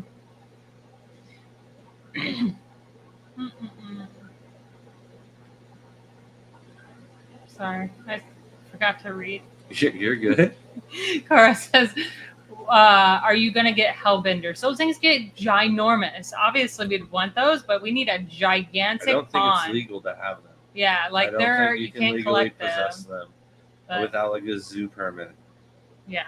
Eventually, if we have a huge property and we can make a gigantic river system, yeah, maybe I'll get a hellbender. But like, if you've seen those in the wild, like, absolutely hate anyone that carries a hellbender. They don't have a gigantic pond and river system for them because they live in like the high flow areas, and they're so cool though. I mean, absolutely love them. Would be a dream to have. But like, I laugh because there was something the other day. There was people that like are buying lion's mane jellyfish and putting it in aquariums. I'm like, 20-gallon aquariums. Like, you realize those are like one of the largest creatures in the world. What are you going to do with that thing? You're just going to kill it? Like, you cannot actually house that thing at all. Like, even if I was a multi-billionaire, I would not have the room for that. You need the ocean for that. Unless they could buy the ocean, which I think that multi-billionaires would try to do. Welcome in, Aquatic Moose. Richard said, thank you for the compliments. Of course. You're just like one of my favorite fish rooms I visited so far. Richard, just want to run something by you. So this last week, I've pretty much been spending half of my days working out in the greenhouse out back. I've rearranged more than half of it now. I got a lot of the barrels out of the greenhouse. I moved the blues and reds down. I moved the yellow pond across the way. And so we are going to be able to fit more IBC totes in the greenhouse. But we have the most janky, rickety door ever. And I'm pretty sure you've seen it. Yeah. It's bad. I need to replace it. So I don't know if maybe one day I could pay for your gas money to come up for one of the Pasco meetings, and afterwards maybe you take a trip with me to Home Depot and mount one of these doors, or we make a door from scratch or something like that. That's going to be a little bit more frog proof and a little less stabbing people when they come over to the house. That would be great.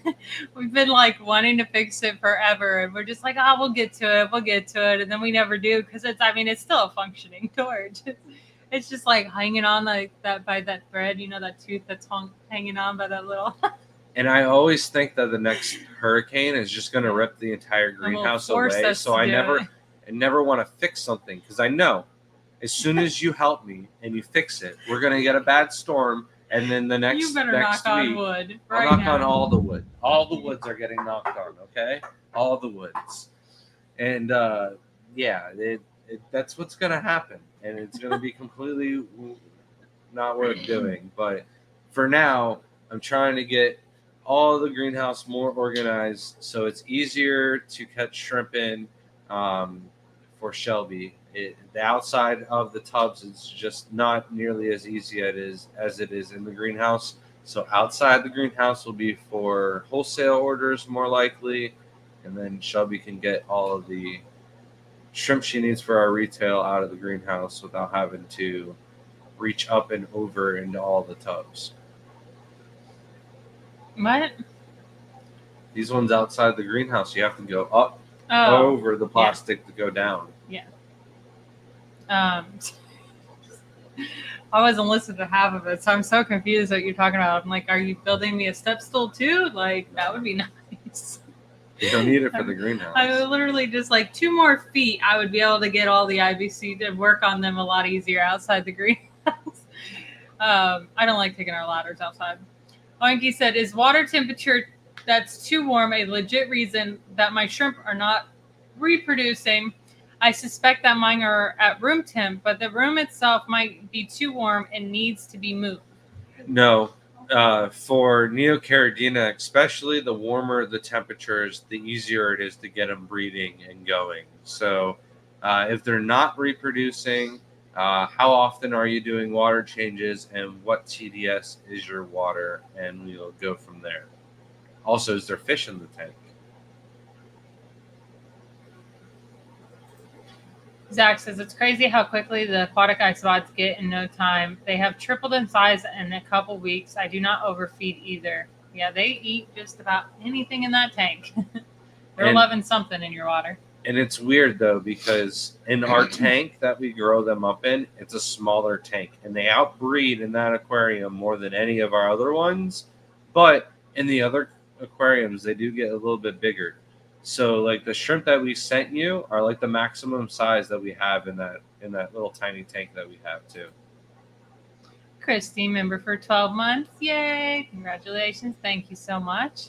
Says we want to move to Oregon. Yeah, it seems like we'll make a trip and there'll be so many people will know. The Bloomfield moved out, but my best friend moved to Oregon and hasn't moved back. Yeah. Like went off the grid when he moved there too. Like he joined us for one live stream and it was like, wow, you're alive. It was great. But yeah, no, he's never come back. So I think the only thing to see him ever again is to go to Oregon. Aquatic Moose said, Shelby, I'll put lion's mane mushrooms in my aquarium. It's killing me.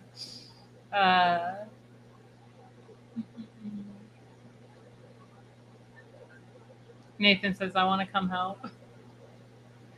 And Richard said, I'd be more than happy to come help you.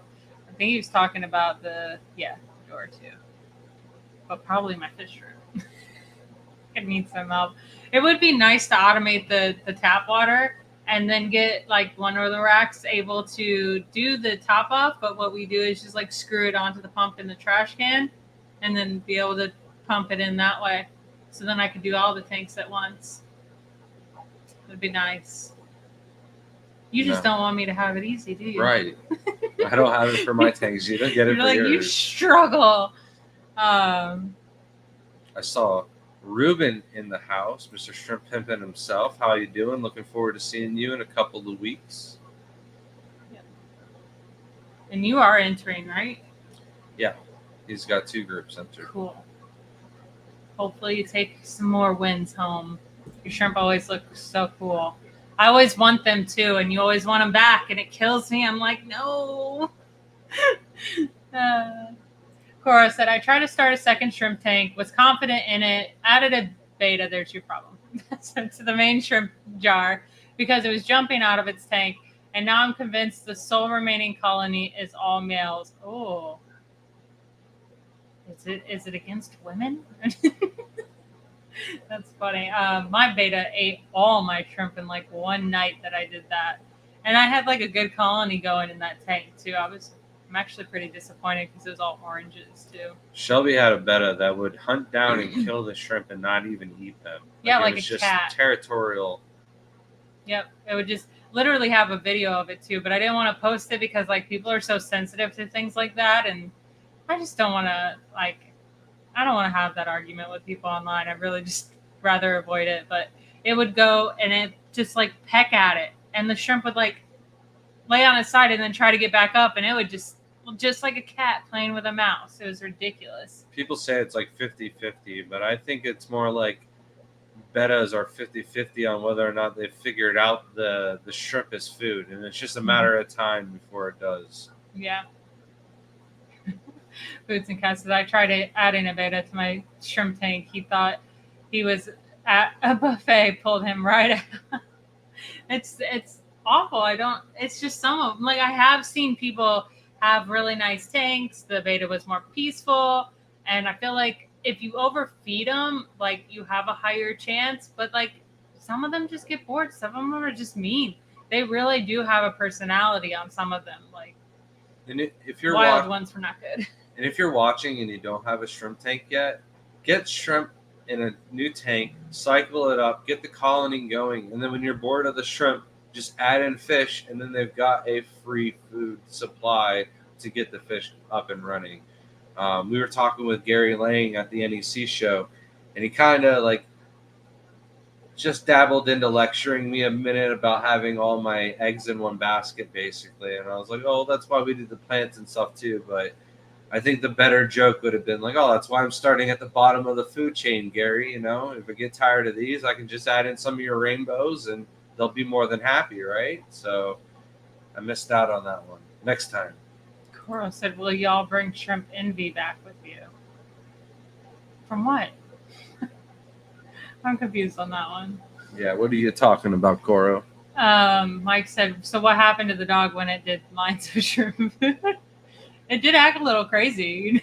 No, he did follow me around though, and got a little upset that I kept feeding the powdered food to. I think we were feeding fish fry at the time. So he was really the Danios, the celestial pearl Danios, and he was just very upset that he wasn't getting any. Like he said, I have not had my shrimp for very long. However, if my snails were charging for the free rides my shrimp are receiving, they would be rolling money under the shells. For sure. I love watching that. My favorite is when they're riding the rabbit snails, because the way the rabbit snails move, like their whole shell just like flops, and these shrimp like hold on pretty well. Betas love shrimps. They really do. Good protein. Richard said, I can hook you up with the water system, no problem. You heard it from the big man. He wants me to struggle. Have a good day, Dr. Anthony. Got two of my berry neos. He asked how Richard does his water system. One day, Richard, we got to go down to your house and do a video. Oh, yeah. It'd be really good. I think personality of the beta matters mostly, whether or not it's compatible with shrimp. My female koi betas are very peaceful and docile. Some of the males, though, will hunt and hide like a cat. Yeah, for sure.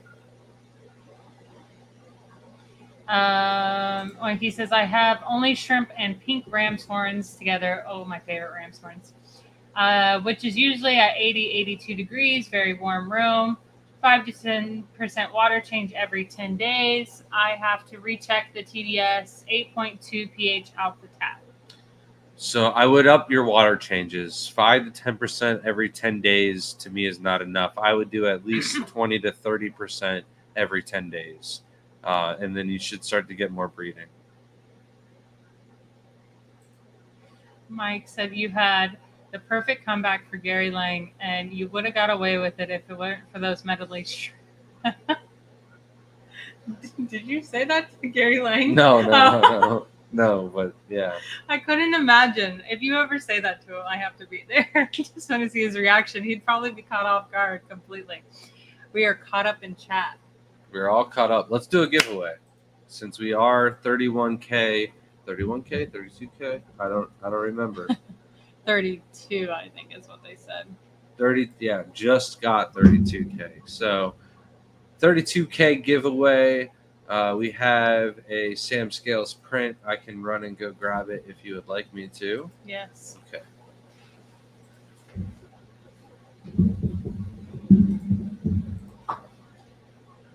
What do you want the hashtag to be? I don't know. You pick it. All right. This time we'll do hashtag 32K.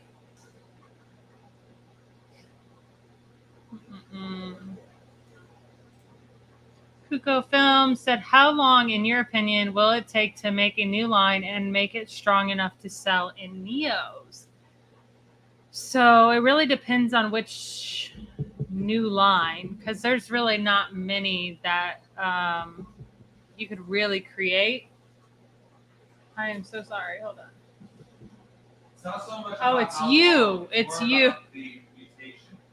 I didn't know you were over there, so I thought that canister filter was sucking air or something. I was like, "What's going on?" Yeah,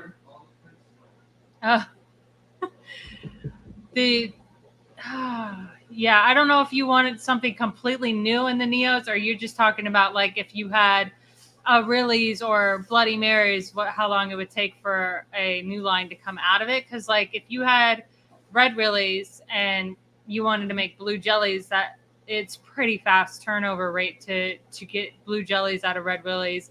and create your own line of blue jellies. So Kuko says, give away a shrimp. I don't know if we have any shrimp prints left. Mike said, really thought he was going to pull it out of her hair. He didn't have it ready this time. He would have for sure pulled it out of my hair if he had it ready. Thank you.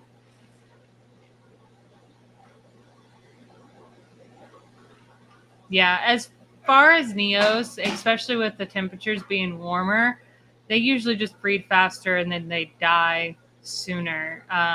But they're usually can breed much faster that way. Oh, you did have one. I know we have more of those. That's the one we Are gave away last week. This one's nice. This one's really nice. I like that one. Not in water. He's just on rocks.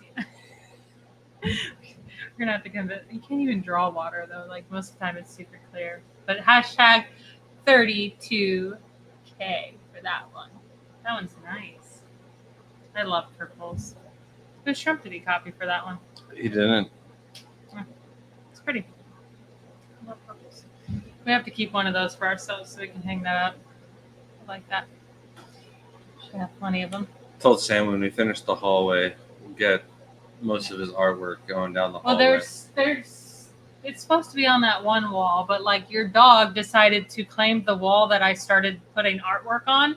So I only have like this much of the wall that I can put artwork on because he's such a large dog. If he was a small dog, it wouldn't be a problem.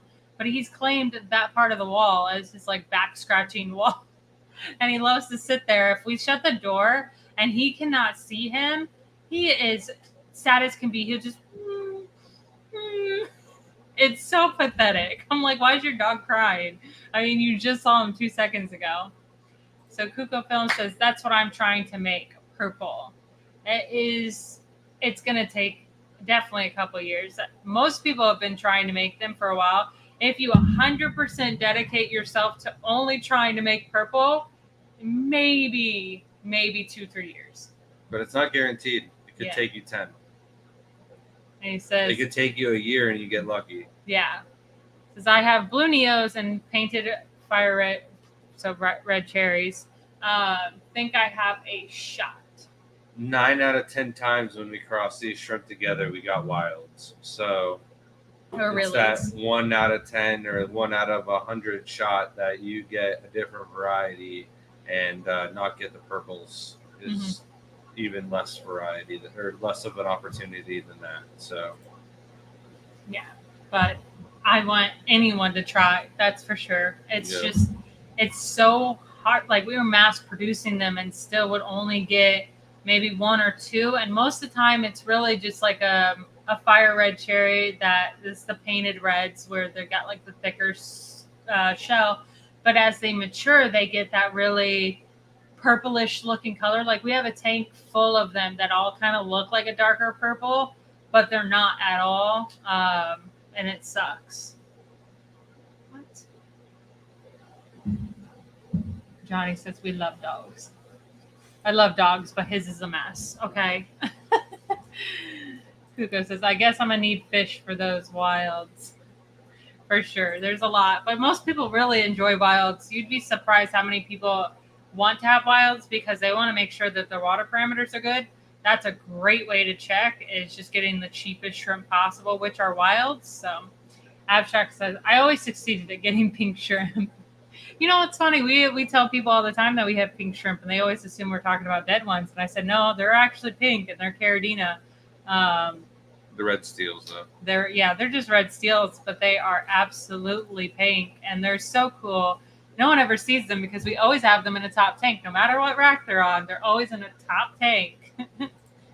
And one other thing I wanted to talk about is we have added a bunch of new products on the website, from liquid GH mineralizer to shrimp foods. We also got the Clamsky Cure, which is a probiotic, and we even got some shrimp nets as well. So we have a larger range of dry goods now available on the website. thanks to Plamsky Shrimp Farms. So, anybody looking for shrimp nets or another variety of shrimp food to add to their feed schedule, you are more than welcome to check out the website. Sorry. It's all right. And then I had already talked about going through the greenhouse and moving things around, trying to make things more efficient in there. Also, the plants out back are doing really well. Today, I just cut down and started up 4 more sword plants. And then we also got some fry out of our mountain cloud minnows, which I wasn't expecting or even trying to breed them. And then just about to move everything. A bunch of the barrels are all set up and ready to go. So we got a bunch of guppies inside that we're looking to move outside.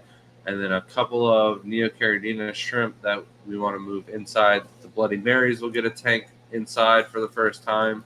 We've got some really big, large blue diamonds that I'm thinking about entering into the contest in June.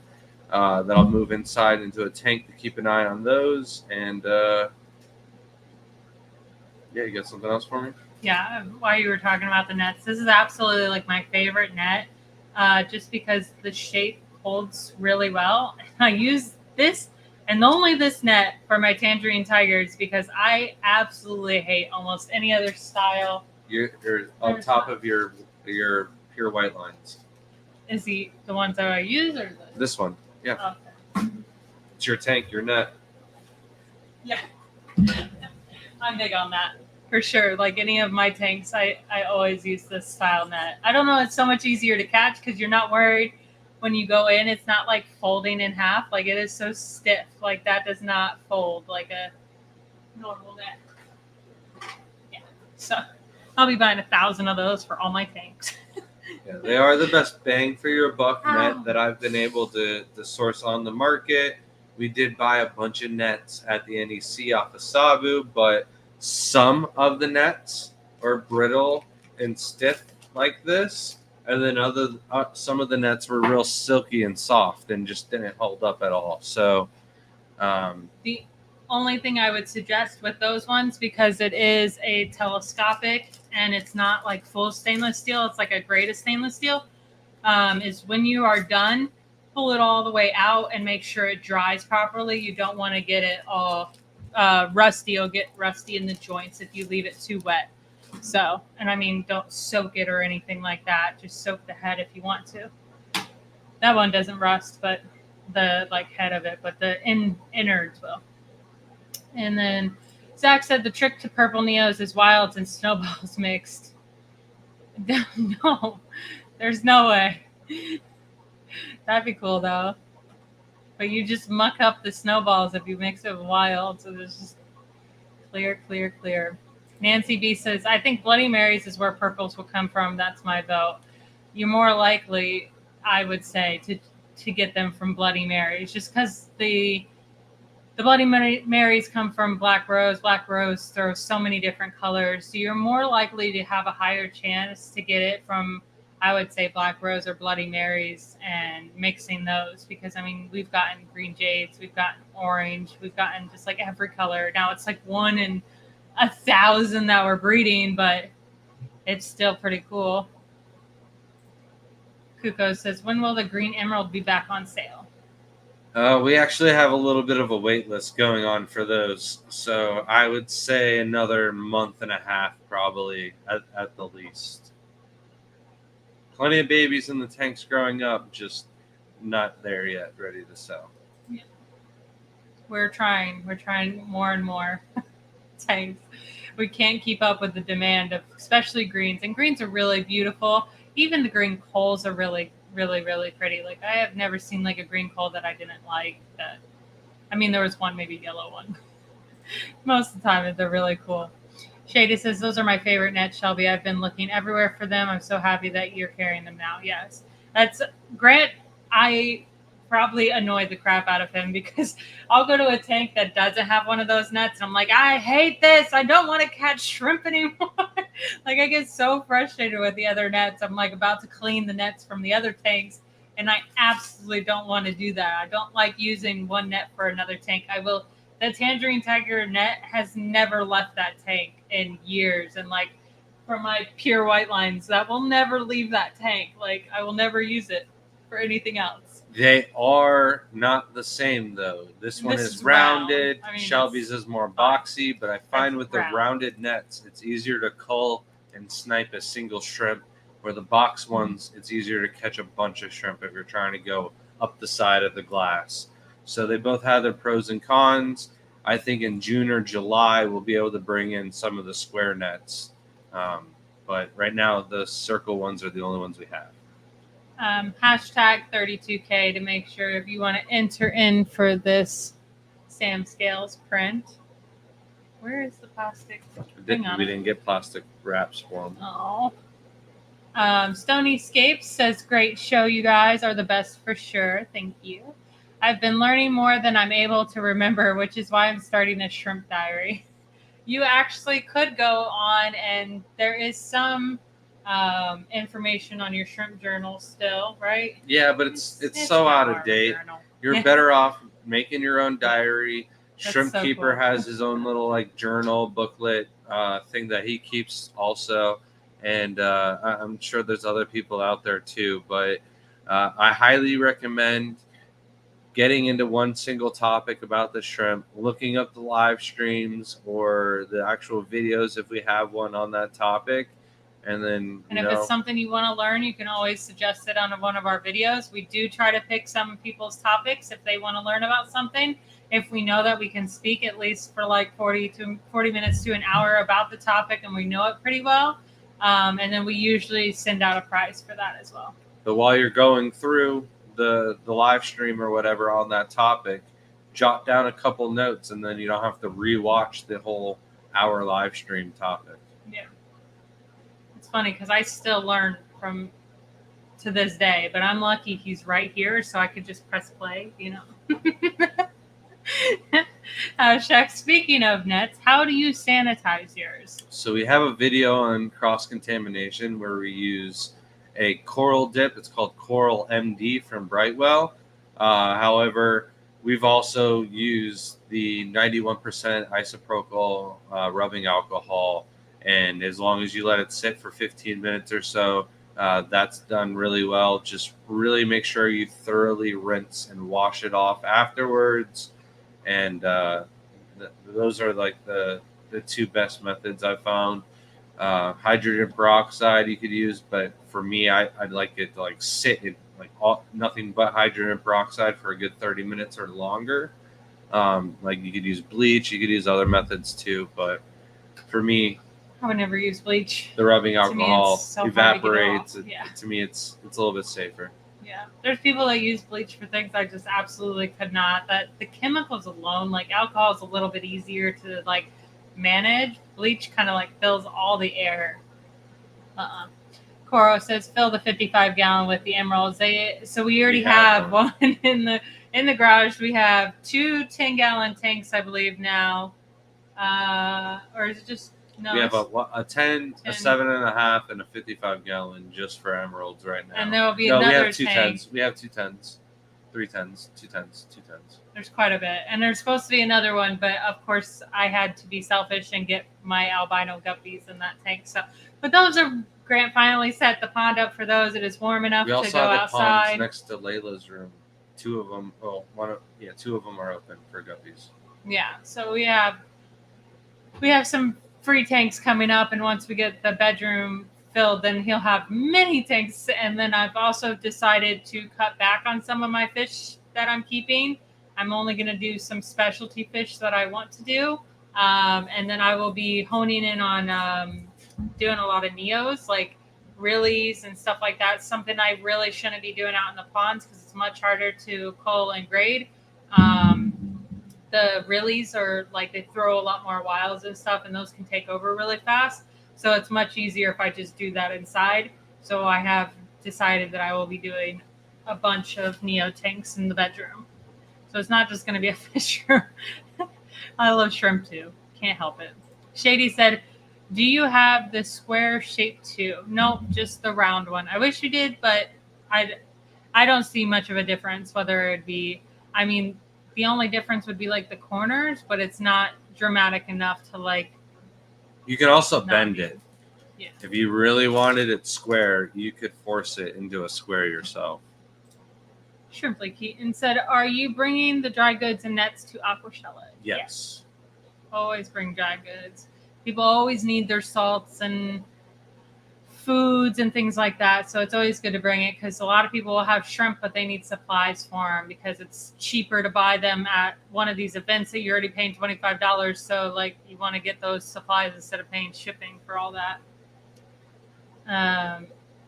Abstract says, "I hope whoever gets the purple Neo line calls them Grimace Neos." That's a good one. That's funny.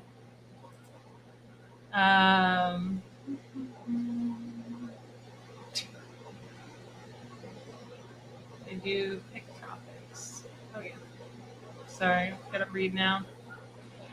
Kuko Film says, "I have a red painted shrimp with green eggs. Is that normal? It's eggs, not that fungus." It is eggs, not the fungus. Okay. Yes, it's normal. You're not going to answer the question? So you just have to be careful. You started to answer it, and I didn't know if you were going to dive into it or not. I let you talk as much as I can. I'm sorry, without cutting you off. But you got to be careful in making sure that they're actually eggs and shaped like eggs, because the fungus itself is very similar, but it's not egg shaped. So you got to look at it. Yeah, they're clear that it's not fungus, though. So it's eggs. But yeah, we've had many red shrimp that had greenish yellow eggs. So it could be what you're eating, what it's eating too, that makes it a little greener. Like if you're feeding algae or anything like that, spirulina. Shrimp Berry says, "When are Neo Blue Dreams and Neocaridina, the wild shrimp, coming back? Love your Tangerine Tigers, all doing well." Glad to hear on the Tangerine Tigers. So the Blue Dreams will probably be available in like a week or two. If you wanted them now, you could email us at thegardenofeater@gmail.com, buy them through PayPal. They will be a tad smaller. Like in a week and a half, they will have enough time to get, another couple millimeters that there will be a centimeter in size and good enough to sell. But right now, they're just shy of 1 centimeter in size. And then Henry said, "Can you do the video?" Keatigan Wilds. I'm so sorry. Oh, yeah. I'm not sure on those because we're not even really trying to breed those. They're in a bucket, but they are one of the shrimp lines that I'll be moving inside and giving them their own tank and seeing if we can't get the numbers to breed out a little bit more. Sorry. It's okay. Thank you. I was like, why did they do embedded? That's so weird. And then Henry said, "Can you do a video on breeding shrimps in the pond outside?" I put it down in the comments below. We do have a video about how we set up our Neocaridina ponds. And then also, I have been filming piece by piece little update clips of the greenhouse as I've been going through and remodeling it. Once it's all done, I'll have a complete video to go out on the changes we made, and then I'll probably do that video before I do the upgraded water change system, and then there'll be 2 upgraded videos. I know we keep talking about wanting to produce and do more videos and stuff like that, but we just keep coming up with reasons not to, I guess. And no, we have pieces of everything filmed. Like, we've got the pond, we've got a tank for the next video, we've got all the supplies ready for the Opalula tank and doing that video. And then we've got like all the stuff to start the bedroom, like repainting it, remodeling it. But like it's just been one setback after another. So we're hoping to catch up. But Shrimp's over here snoring like Sam Scales. I wonder if anybody could hear it. Kuko Film says, "Forgot to add it's in a Skittles tank. Sorry for all the questions." Never be sorry for asking questions. We absolutely love when people ask questions. It's what makes the stream. It's why we're here. We want to be able to answer any shrimp questions you have. The stream That's the almost whole died purpose. 21 minutes into the stream, but you guys asked questions, so it kept going. And Johnny said, "I want to grow biofilm more than anything?" ? Yeah, so to grow biofilm, all you need is water and light. And then the more surface area that you have, the more biofilm you're going to be able to grow. Of course, any nutrients that goes into the water at all is going to help feed your biofilm. So the biofilm should be like 60% of the actual food source that your shrimp are eating. And then when we feed every other day, or however much you feed, it should just be supplementing the biofilm, so it's not their only diet, and they can get certain vitamins and nutrients that they're not getting directly from the biofilm. What are you doing? I can't remember which video shows the judges sheets. Mike said, "When you judge the shrimp, do you look from the side, top, both, underneath? ? We do not look underneath. The tanks are flat, but they are sized."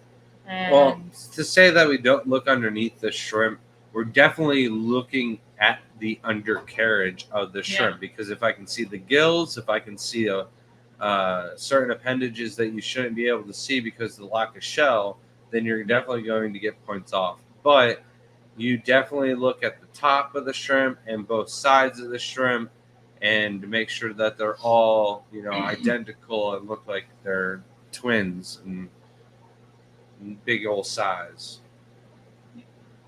But we do have one of the videos. I just can't remember which. I think it is everything you need to know about the Dallas shrimp show. Is that updated ones? If that one's 2 years ago, then there's another one a year ago. That one's going to be updated. Yeah. So I put that down in the comments. It'll pretty much give you the overall of what we're judging and what we're looking for.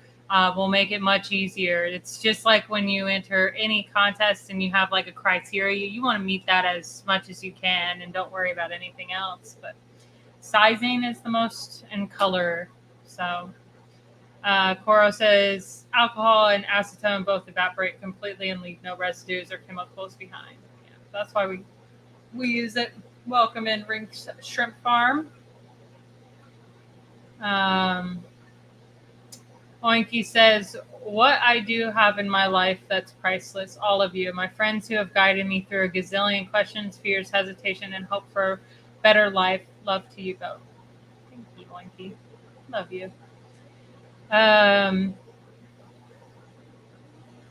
Mimic says, "I want to know about the new water change system." Well, we won't get one in the bedroom, apparently.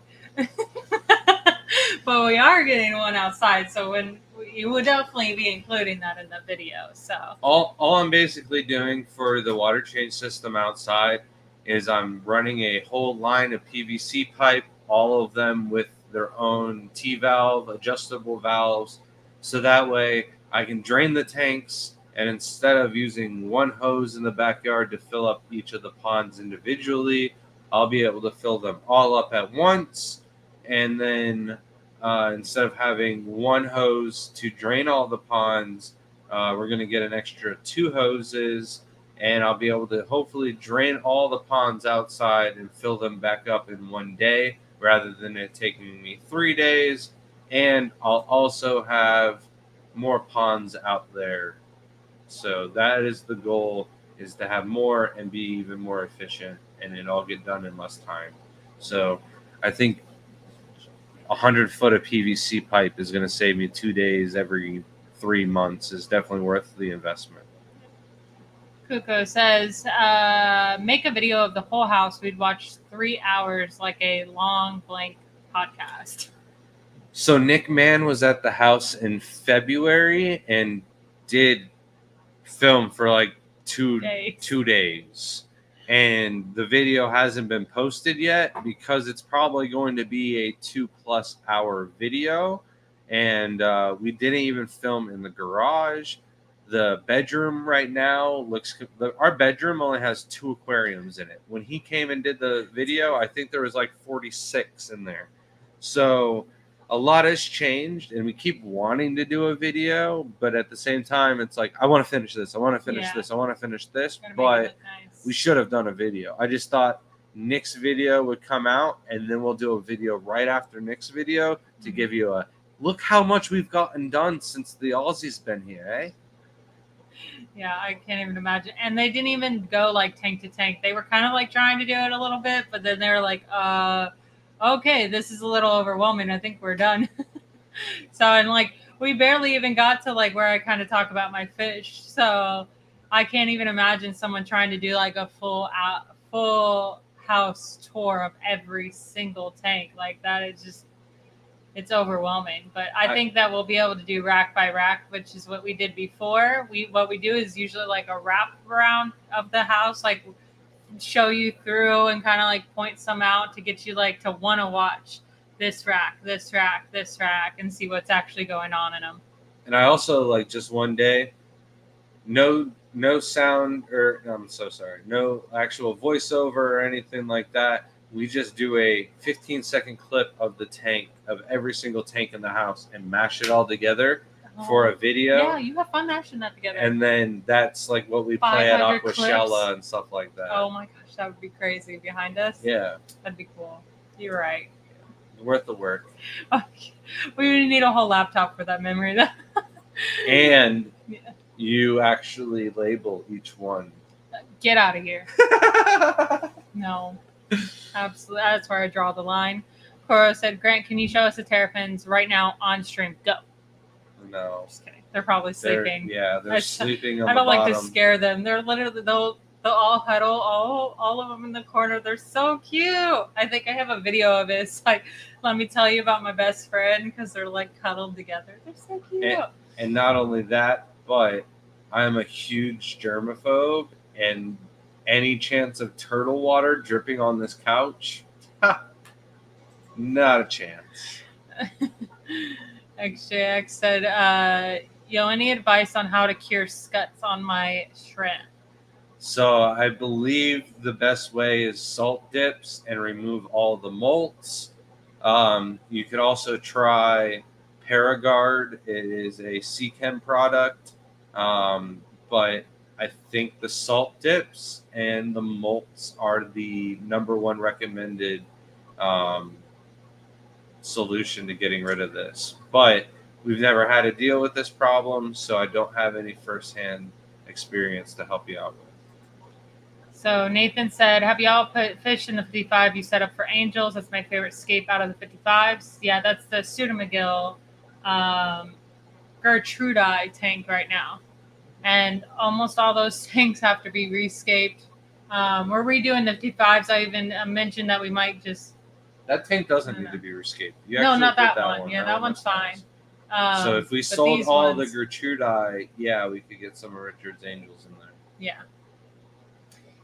Mike said, now that summer is approaching, is there anything to do for shrimp that other than just him? Water changes and feed them every day. That's kind of like the biggest thing for us is we feed everything else inside every other day.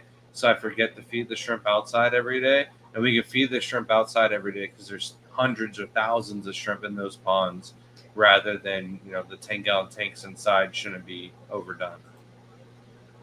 Shrimp Lake Keaton says, so any blue color variation of Neos crossed without risk of wild type? No, all of them have a risk of wild type regardless. Yeah. All of them. So the...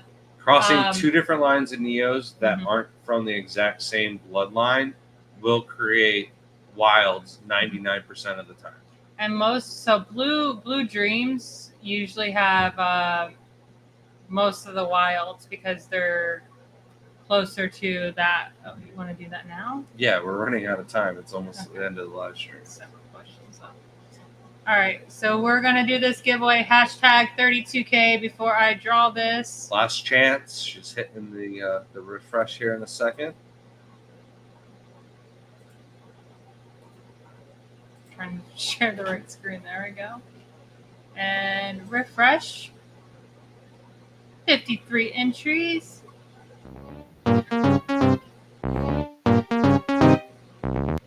Chris. Congratulations, Chris. Make sure you comment below to make sure you're still here to win your prize. And if you're going to be in Aquashella, we can just bring that to you. So let us know if that's what you would like as well. We can catch up on chat, and then when we find... Yep, Oh, easy. there you go. Perfect. Congratulations. Make sure you email us at thegardenofeater@gmail.com to get that. And thank you so much, Shrimply Keatons, for becoming a new YouTube member. If you didn't hear us earlier with the YouTube member only sticker, you get this and a 10% off discount for our website. That would also work if you are coming to the Aquashella show. Just hint on that one. So thank you so much. Coro says, Grant, what's a species of newt you've kept and bred that you would want to, that you haven't kept and bred and that you want to? Oh, the marbled newts. Those ones are really cool. And there's another. I'm not really good with my newt names. It's like an imperial newt. It's like black and white, I think. I'm not sure if that's right or not. And don't ask me. But the marble newts for sure. They're like green and brown or green and red. Those are cool. I like newts. I only like the rib newts that we have because they're fat and chunky and hilarious. Is there any crayfish contests yet? No, probably over in Germany, though. I would see that would probably be like the first place that would take place at. Crayfish just aren't that popular here in the States. Like, there isn't people really trying to line them out like there is over in Asia. Most people in the United States think crawfish and they want to eat them even more than shrimp. So Kuko says, I've seen a video on different channels of your guys' entire home, but you guys need to make your one yourselves, even if it's 3 hours long. We'll watch. We've done one. They're just many years old. Yeah. Like, we just don't have the time that we want to go through and do it for everybody. And no one has an updated one because we've added like 50 plus tanks since like Alex been here. No, probably like, no, I think we were at 320. I think we're at 420 now. We're at 438 tanks in the house currently running. A lot since Alex done. I think that's the last time someone's done it besides,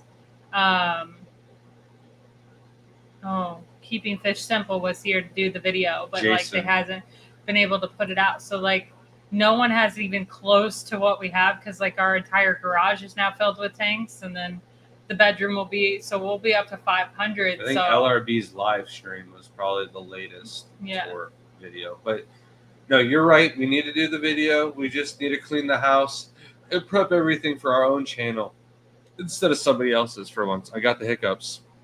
Great. I don't think I've gotten the hiccups on live stream before. Cora said, they're not bad, though. Ben and Jerry's contact you for the next flavor. What is your pint and what does Shelby pick to name it? What flavor?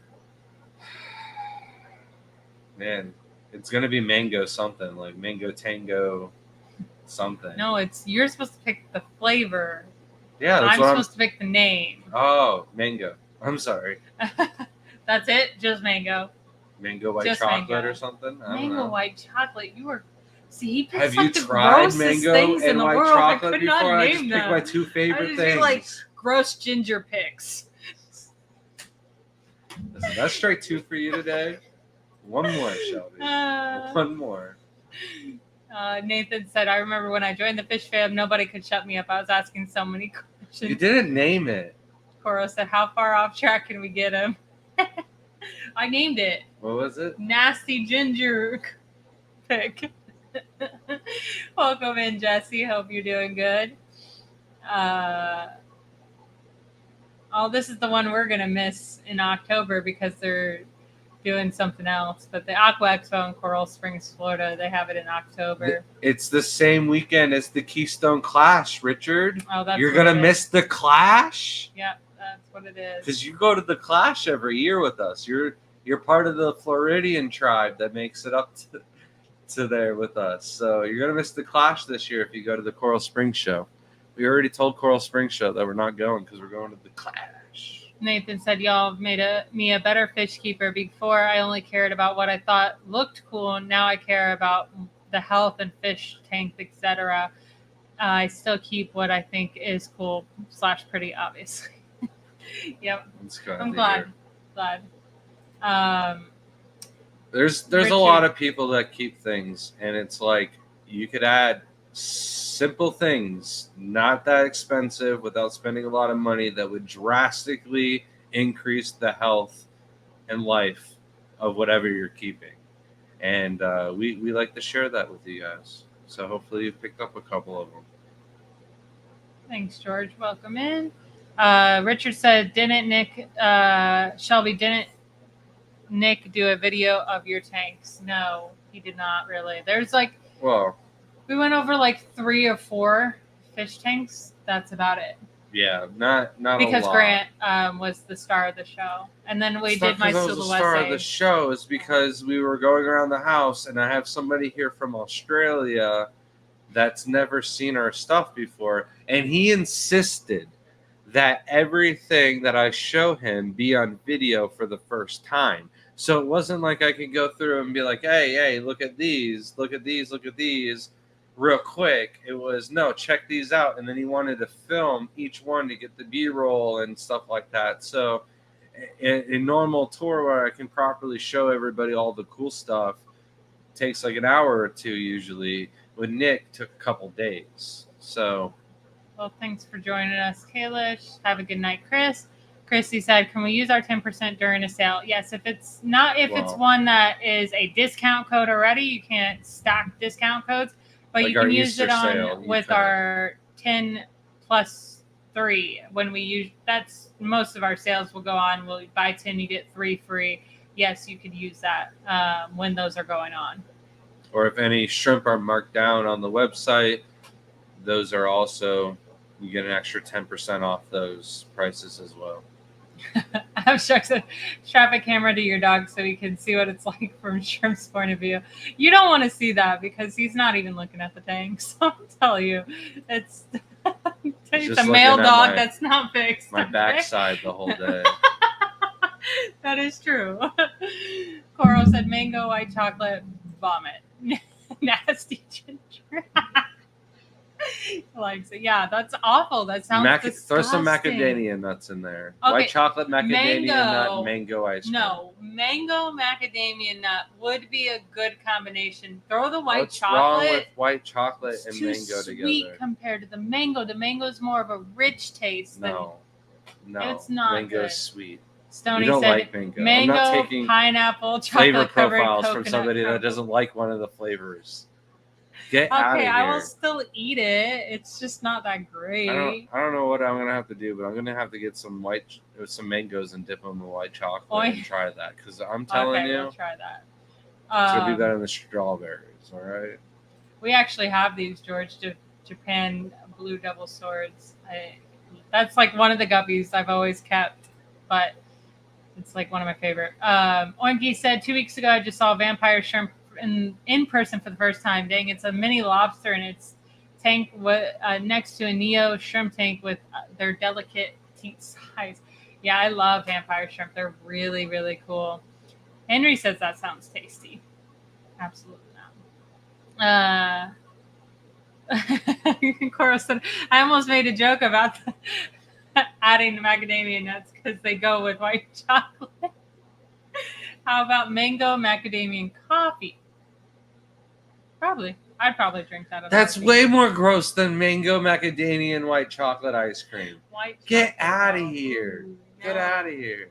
Oh, okay. Mango coffee, yeah, that sounds good. You'd like that, but you wouldn't like mango white chocolate. Because coffee covers up all the bad taste.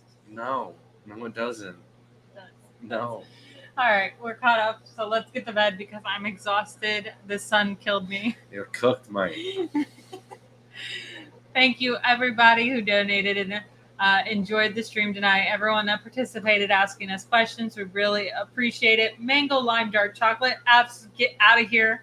All right, but we need to have a vote in the comments. Mango coffee or mango white chocolate? Are you team mango coffee with Shelby?